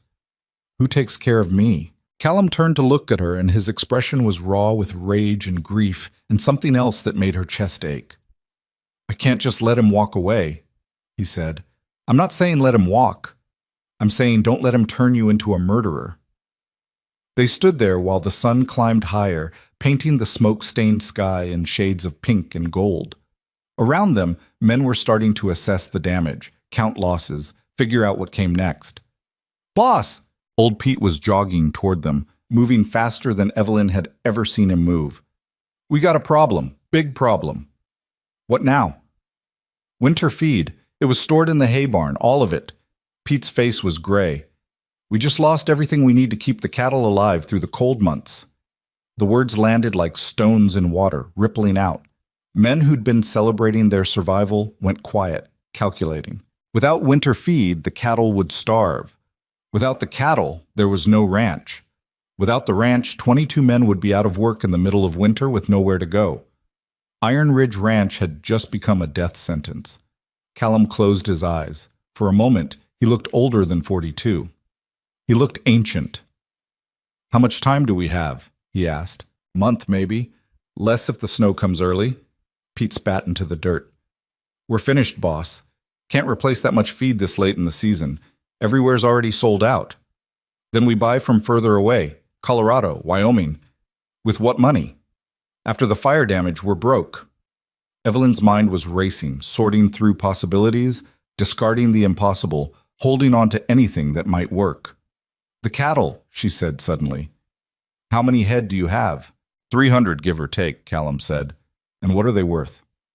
"Depends. Market's down right now, maybe $12 a head." "Why?" Evelyn did the math quickly. "So if you sold half now, before winter, you'd have enough money to buy feed for the other half and still make it through." Everyone stared at her. "You're talking about cutting the herd in half," Pete said. "That's cutting our income in half next year."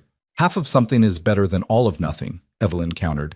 "And you can rebuild the herd next spring, but only if you survive this winter." Callum was watching her with an expression she couldn't read. "That's a hell of a gamble." "Everything's a gamble. You gambled on me when you let me stay. How'd that work out?" A few of the men laughed, rough and tired, but real. "She's got a point," Marcus said. We We sell now, we control the sale, we wait and let the herd starve, we lose everything. And where exactly are we supposed to sell 150 head this time of year? Pete demanded. Cattle market in Miller's Creek is closed till spring. Denver, Chen said. They've got stockyards that run year-round, and the railroad goes through there.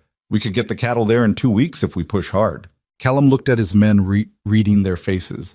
They were scared but listening, willing to try. All right, he said. We do it. Chen, Marcus, pick the best 150 head.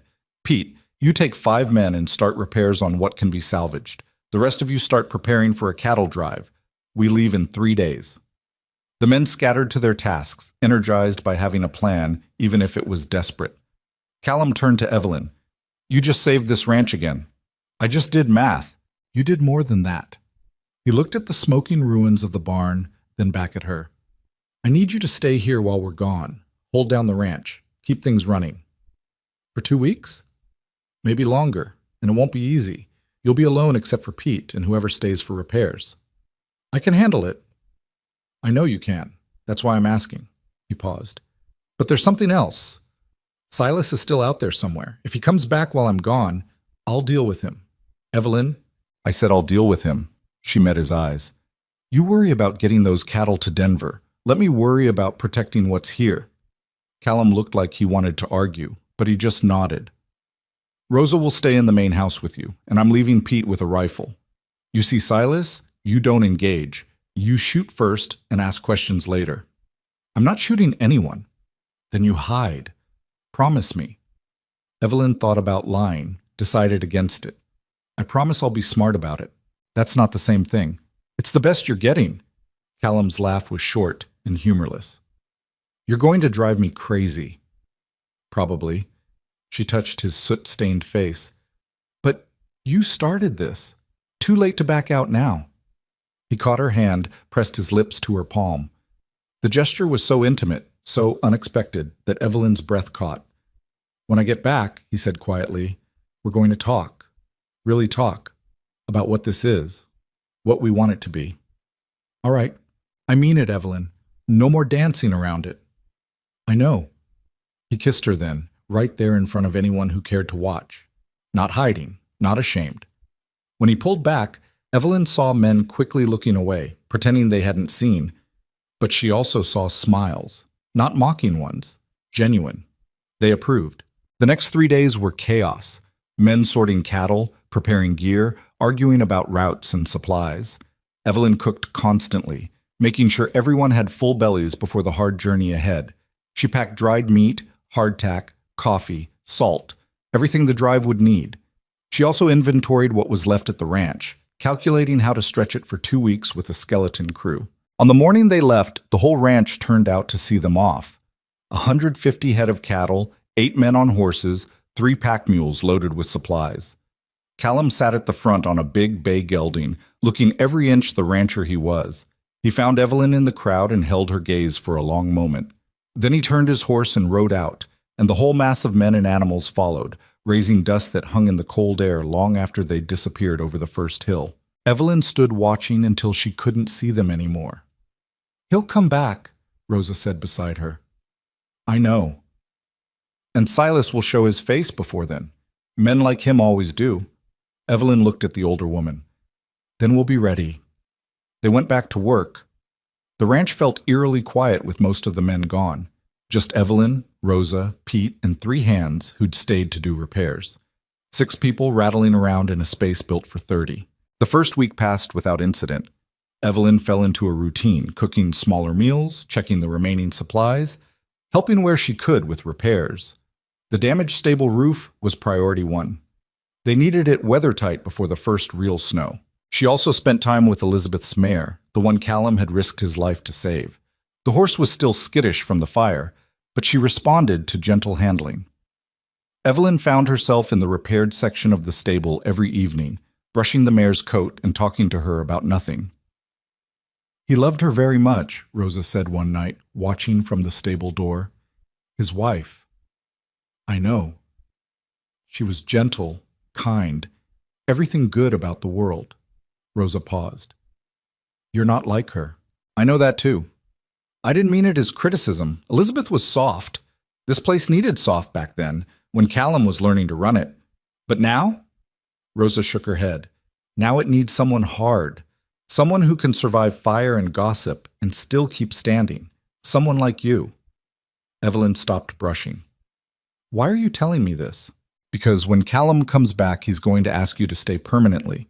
Not as his cook, as something more. Rosa met her eyes.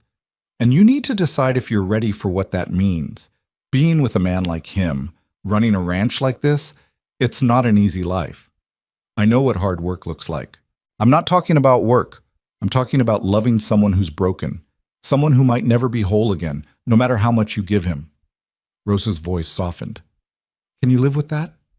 Evelyn thought about Thomas, who'd been whole and gentle and still not strong enough for this world. About Callum, who was cracked straight through but somehow still standing. I think broken people understand each other better, she said finally. Maybe that's enough. Rosa smiled, sad and knowing. Maybe it is. That night, Evelyn wrote in her journal by lamplight, recording the week's meals and supplies. At the bottom of the page, she added a single line. Callum left 9 days ago. I miss him more than I should. The next morning, Silas Boone came back. Evelyn was in the cookhouse when she heard hoofbeats. She looked out the window and saw him riding up the main path, swaying in the saddle. Still drunk, or drunk again. Hard to tell. Pete appeared from the barn, rifle in hand. Get inside the main house, now! I'm not hiding from him. Evelyn, he's one man. We're 6. Let him come. But the other 3 hands were nowhere in sight, and Rosa was in town getting supplies. It was just Pete and Evelyn. Silas dismounted clumsily, nearly falling. His clothes were filthy, his face unshaven. He looked like he'd been living rough for days. Where's Callum? He called out. Not here, Pete said, raising the rifle. And you're not welcome. Get back on that horse and ride out. Not till I talk to her.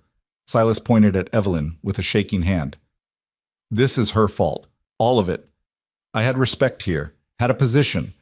Then she shows up and turns everything to shit. You burned down the hay barn, Evelyn said, stepping out of the cookhouse. You almost killed everyone on this ranch. I didn't mean... That was an accident. I just wanted to scare you, make you leave. Silas stumbled forward a step. But you won't leave, will you? You've got your hooks in Callum so deep he can't see straight. That's enough, Pete warned. One more step and I shoot. You won't shoot me. Known me too long.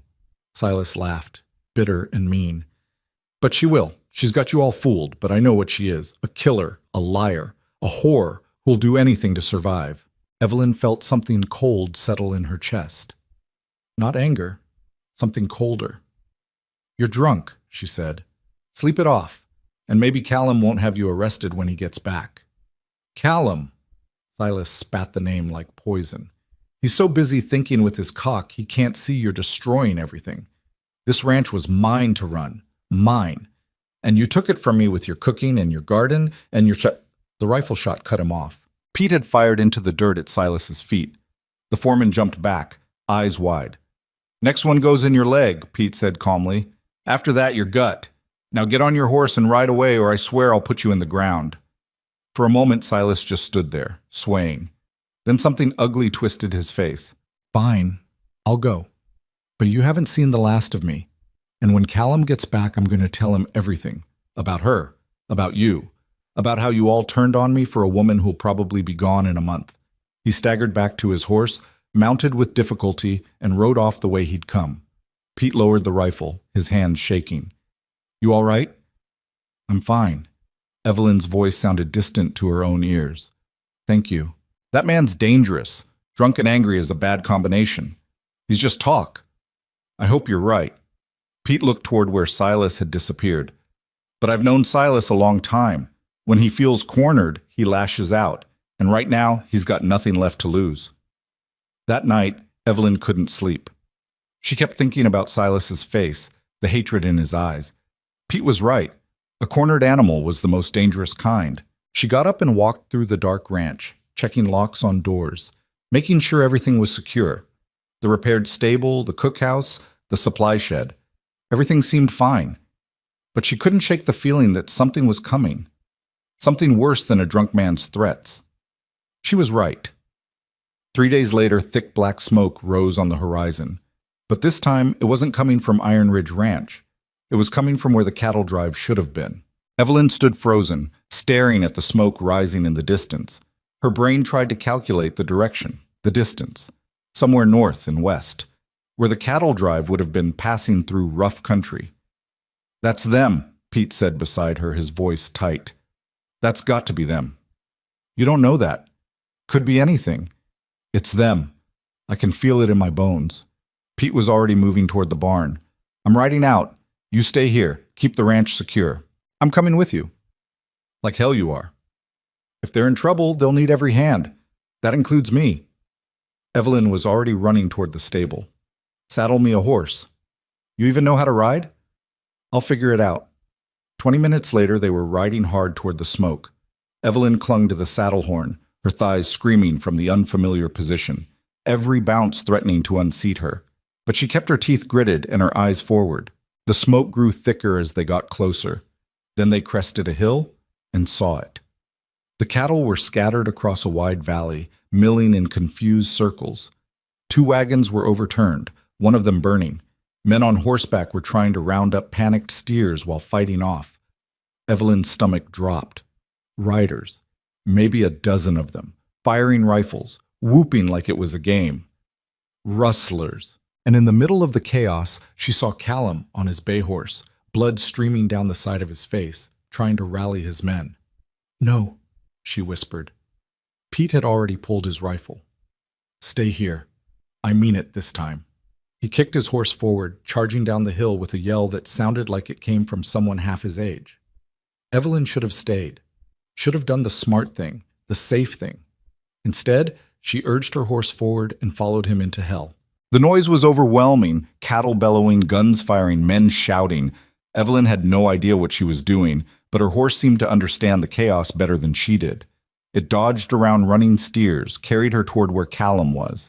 He saw her coming and his face went white with rage. "What are you doing here?" "Helping!" She had to yell over the noise. "Get out of here! These men will—" A rustler on a black horse cut between them, rifle raised.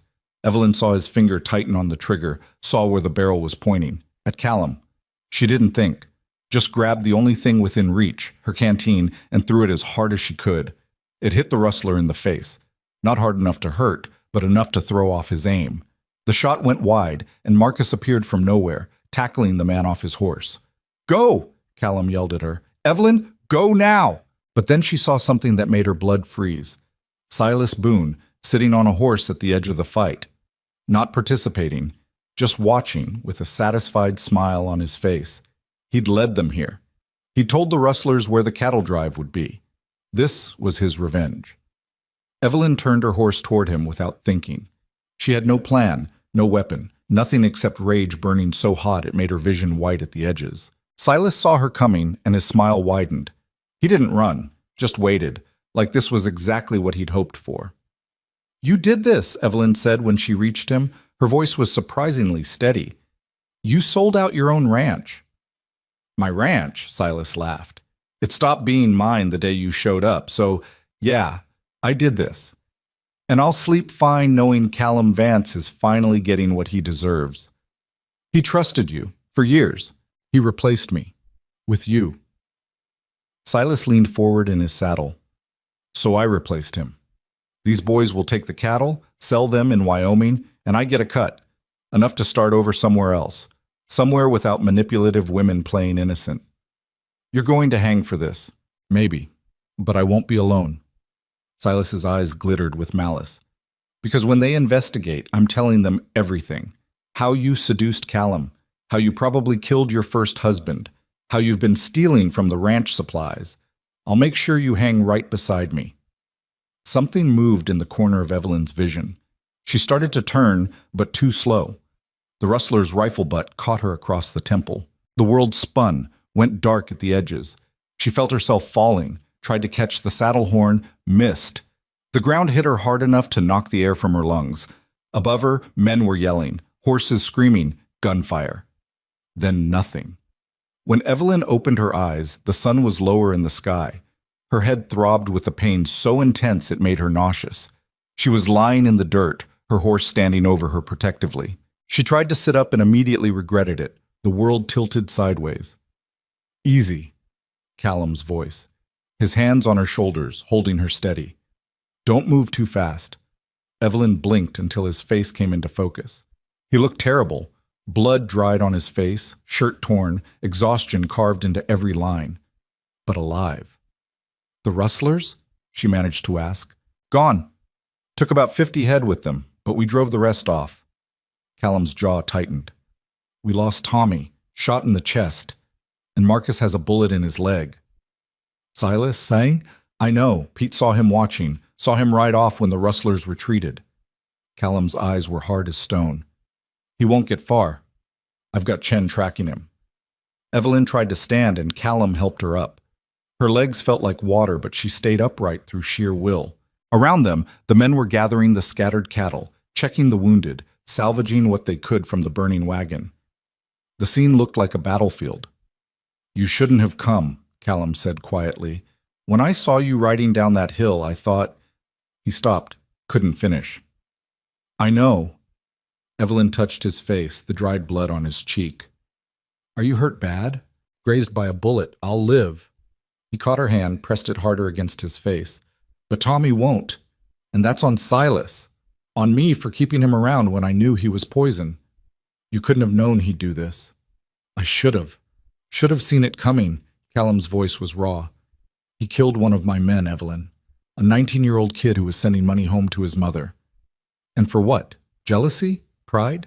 For fear, Evelyn said.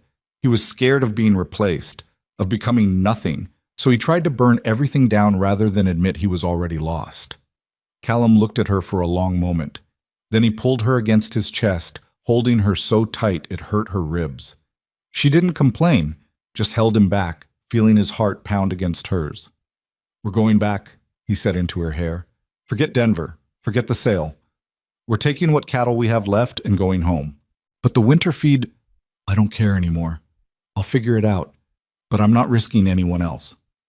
He pulled back to look at her. And you're never doing anything that stupid again. Understood? Probably not. Evelyn, I said probably not. Don't ask me to promise things I can't deliver. Despite everything, Callum almost smiled. You're the most stubborn woman I've ever met. And you're stuck with me now, so deal with it. They buried Tommy that evening in a grove of cottonwoods, wrapped in a blanket because that's all they had. The men stood with hats off while old Pete said a few words about courage and youth and waste. Evelyn watched Callum's face during the service. He looked like something inside him had gone cold and hard again, like the softness she'd been coaxing out was retreating behind walls. She understood. Grief did that.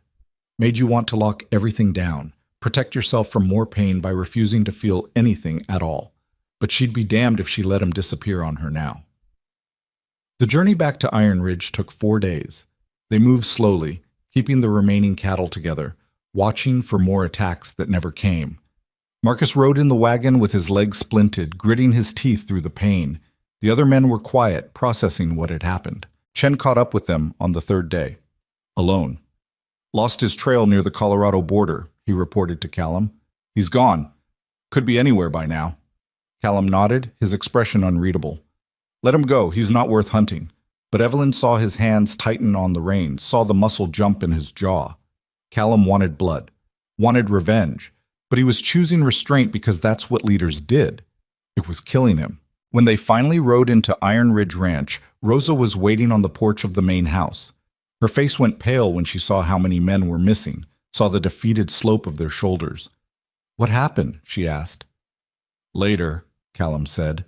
He dismounted stiffly, every movement showing his exhaustion. Get Marcus inside and send for the doctor. Everyone else, get the cattle settled and then rest. We'll sort everything else tomorrow. The men scattered. Evelyn slid off her horse, more fell than dismounted, and stood there swaying. Callum caught her elbow. You need to sit down. I need to start supper. Rosa can handle it. You need rest. So do you. I need a lot of things I'm not going to get. His voice was flat, distant. Go inside, Evelyn, please. She wanted to argue, wanted to grab his face and make him look at her, really look at her. But the exhaustion was too much. She let Rosa guide her into the main house, up to her small room, and barely remembered lying down before sleep took her. When she woke, it was full dark outside. Her head still ached, but the nausea was gone. She got up carefully, splashed water on her face, and went downstairs. The house was quiet. She found Rosa in the kitchen preparing a tray. "For Mr. Vance," Rosa said. "He's locked himself in his office. Won't eat, won't talk." "I'll take it to him." Rosa handed over the tray without argument. "He's hurting, not just from the fight, from everything." "I know." Evelyn climbed the stairs to Callum's office and knocked. No answer. She knocked again. "Go away, Rosa." "It's not Rosa." Silence. Then footsteps, and the door opened. Callum looked worse than he had on the trail. His eyes were red-rimmed, his face haggard. A half-empty whiskey bottle sat on his desk. "You should be resting," he said. "So should you." Evelyn pushed past him into the office, set the tray on his desk. "Eat something." "Not hungry." "I don't care. Eat anyway." Callum stared at her, then laughed. A harsh, broken sound. "You giving me orders now?" "Someone has to. You're doing a terrible job taking care of yourself. Tommy's dead because of me. Tommy's dead because of Silas and rustlers and bad luck." Evelyn moved closer. "Not because of you. I'm the one who decided to do the cattle drive. I'm the one who kept Silas on when I knew he was trouble. I'm the one—" "Stop." She grabbed his face with both hands, forcing him to look at her. "You made the best decisions you could with the information you had. That's all anyone can do." "It wasn't enough." "It never is. But that doesn't mean you stop trying." Callum's eyes were wet. "I'm tired, Evelyn, so damn tired of losing people. Losing things. Fighting just to hold on to what I have." "I know. I don't know if I can do this anymore. Run this ranch. Take care of these men. Be responsible for—" His voice broke. "I don't know if I'm strong enough." Evelyn pressed her forehead against his. "Then let me be strong for both of us. Just for tonight. Tomorrow you can be the tough rancher again. But tonight, just be human." Callum's arms came around her, and he buried his face in her shoulder. His whole body shook with silent sobs he'd been holding in for days. Evelyn held him, this broken man who'd tried so hard to be unbreakable, and let him fall apart. They stayed like that for a long time, until the shaking stopped, until his breathing steadied, until he could stand on his own again. "Thank you," he whispered. "Always." He pulled back, wiping his face. "I need to tell you something, about the ranch, about money." Evelyn's stomach clenched. "How bad is it?" "Bad. We lost the cattle sale, still have the fire damage to repair, and winter's coming with no feed." Callum moved to the window, looking out at his ranch. "I can keep us going maybe 2 months. After that—" He shrugged. "After that, I'll have to sell. Everything." "No. It's not a choice, Evelyn. It's mathematics. I don't have the capital to recover from this." "Then we find another way?" Her mind was already racing, sorting through possibilities. "The remaining cattle, we sell them locally. Not for as much, but something. And we reduce the workforce. Keep only essential men through winter. That means letting good people go when they need jobs most. It means the ranch survives. And next spring, you can hire them back." Evelyn turned to face him. "Or we could try something different, diversify." "Diversify how?" "Chickens, gardens, cheese if we get dairy cows. Things people need year-round, not just at market time." She was warming to the idea now. "And we start breeding horses. You've got good bloodlines. Elizabeth's mare. She could be a foundation for a breeding program." Callum was watching her with an expression she couldn't read. "You've been thinking about this." "I've been thinking about a lot of things. About what this ranch could be if someone actually planned instead of just reacting." She paused. "About what I could build here. If you'd let me." "Evelyn, I'm not asking you to marry me, not yet. But I am asking you to let me stay, not as your cook, as your partner, someone who helps run this place." She took a breath. "Someone who has a stake in whether it survives." Callum crossed the room in 3 steps. He cupped her face, his thumb brushing her cheekbone.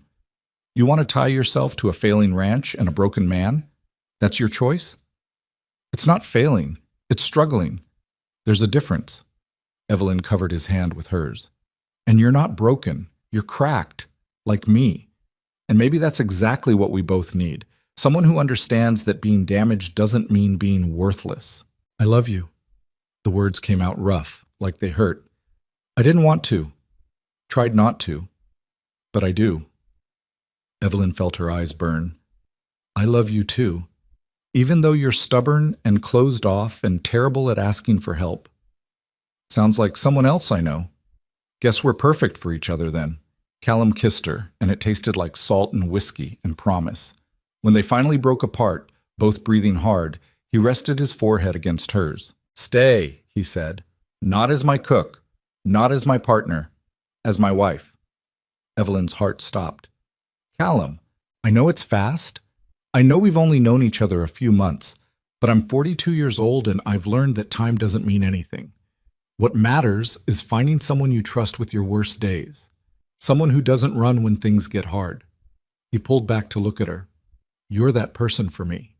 Have been since the day you walked into my barn more dead than alive and still refused to quit. I don't have anything to bring to this. No money, no family, no... You have yourself, that's all I need. Evelyn thought about Thomas, who'd promised her a beautiful future that never came. About the prairie that had taken everything from her. About arriving at this ranch with nothing but a sack of flour and somehow finding a reason to keep breathing. Maybe that's what love was. Not the gentle, dreamy kind, but the fierce, stubborn kind that refused to die even when everything else did. Yes, she said. I'll marry you. Callum kissed her again, deeper this time, and Evelyn kissed him back with everything she had. When they finally broke apart, they were both smiling. We're going to have to tell the men, Callum said. They already know. They're not stupid. Fair point. He glanced at the tray Rosa had sent. I should probably eat something. Definitely should. They sat together at his desk, sharing the meal, talking through plans for the ranch, how to restructure, what to sell, what to keep. It wasn't romantic, but it felt more intimate than any poetry. This was partnership. This was building something together. The next morning, Callum called all the remaining hands together and laid out the situation honestly. They were broke. They were damaged. They'd lost good men, but they weren't beaten. He explained Evelyn's plan for diversification, for restructuring, for surviving winter and rebuilding in spring. Some of you won't have jobs through the cold months, he said. I'm sorry for that. But come March, if this works, I'll hire every one of you back. The men listened in silence. Then old Pete stepped forward. I'm staying, he said. Don't need full pay, just room and board. This ranch is my home. I'm not leaving it. One by one, the other men echoed him, even knowing they might not get paid, even knowing it would be hard. They stayed because Iron Ridge had become more than a job. It had become something worth fighting for. Evelyn stood beside Callum, watching his face as his men chose loyalty over survival. She saw his throat work, saw him fighting emotion. All right, he said finally. Then we do this together. All of us.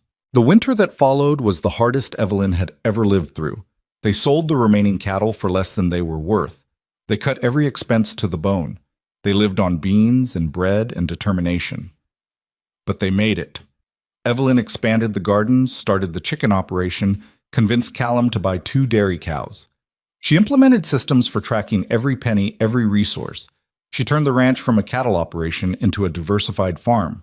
And slowly, impossibly, they started making money again. In February, Callum and Evelyn were married in the main house with all the ranch hands as witnesses. No fancy dress, no church, no celebration beyond Rosa's cooking and someone's harmonica. But it was real, and it was theirs. That spring, when the snow melted and green started showing through the brown, Callum hired back every man he'd promised to hire, plus 3 new ones. Iron Ridge Ranch was growing again. On a warm evening in May, Evelyn stood in the garden she'd built, looking at rows of vegetables pushing up through rich soil. Behind her, the new barn stood solid and straight. The main house had fresh paint, the chickens were laying, the dairy cows were producing. Everything that had burned was rebuilt. Everything that had broken was mended. Callum came up behind her, sliding his arms around her waist. What are you thinking about? About how I got here, about Thomas, about that sack of flour. You miss him? Sometimes, but not the way you'd think. Evelyn leaned back against Callum's chest. I miss who I was when I loved him, that version of me who believed in easy futures. And now? Now I believe in hard-won futures, the kind you have to fight for. She turned in his arms to face him, the kind that matter because they cost you something. Callum smiled, and it reached his eyes now. The hardness that had defined his face for years had softened into something gentler. Not weak, just human. I'm building new shelves in the kitchen, he said, for your herbs and preserves. Want to help me design them? Yes. Such a simple word, such a powerful one. They walked back to the house together, hand in hand, talking about wood types and shelf heights, and whether to add a window. The mundane details of building a life together. Behind them, the ranch sprawled out under the sunset, corrals full of horses, gardens full of food, buildings full of purpose. It wasn't the biggest operation in the territory anymore, wasn't the richest or the most powerful, but it was alive, truly, fully alive. And that's what mattered. That night, Evelyn wrote in her journal, the leather-bound one Callum had given her months ago, now full of recipes and notes and observations. Today I realized something. I spent so long thinking survival was the goal, just making it through each day, each crisis, each loss. But survival isn't the point. Living is. Living means taking risks, means loving people even when you're scared, means building things that might fail, means choosing hope when despair would be easier. I came to this ranch with nothing but a sack of flour and the will to survive. I'm leaving tonight with a home, a husband, a future. Not because someone rescued me, because I rescued myself. And then I let someone stand beside me while I kept going. Maybe that's what love is, in the end. Not someone carrying you, but someone willing to walk alongside you through whatever comes. Someone who sees you broken and doesn't try to fix you, just helps you keep moving until you're strong enough to stand on your own again. Thomas taught me about gentle dreams. Callum taught me about fierce realities. The prairie taught me that nothing worth having comes easy. And I taught myself that even when you lose everything, as long as you keep breathing, you can rebuild. That's enough. That's everything. She closed the journal and set it on the shelf Callum had built for her. Through the window, she could see stars appearing in the darkening sky. Somewhere out there, Silas was probably still running. The rustlers were probably selling stolen cattle. Mrs. Harrington was probably spreading more gossip. Let them. They didn't matter anymore. What mattered was here. In this house, on this ranch, with this man who'd been brave enough to let himself be vulnerable again. Callum appeared in the doorway. Coming to bed? In a minute. He walked over, looked at the journal on the shelf. What were you writing? Just thoughts about how we got here. And I'm glad we did. All of it, even the hard parts. Evelyn turned to face him, especially the hard parts, because they made this mean something. Callum pulled her close, and they stood together in the quiet kitchen that smelled like herbs and bread and home. Outside, the wind whispered across the prairie the way it always had. But it didn't sound like screaming anymore. It sounded like breathing, like life continuing in the rhythm it had followed for thousands of years. People came, people went, people suffered and survived and sometimes thrived. The land didn't care either way. It just kept rolling on, endless and indifferent and beautiful in its harshness. But the people who learned to love it, despite its cruelty, they were the ones who truly understood what it meant to be alive. Not just existing, not just surviving, but building something real in the middle of all that emptiness.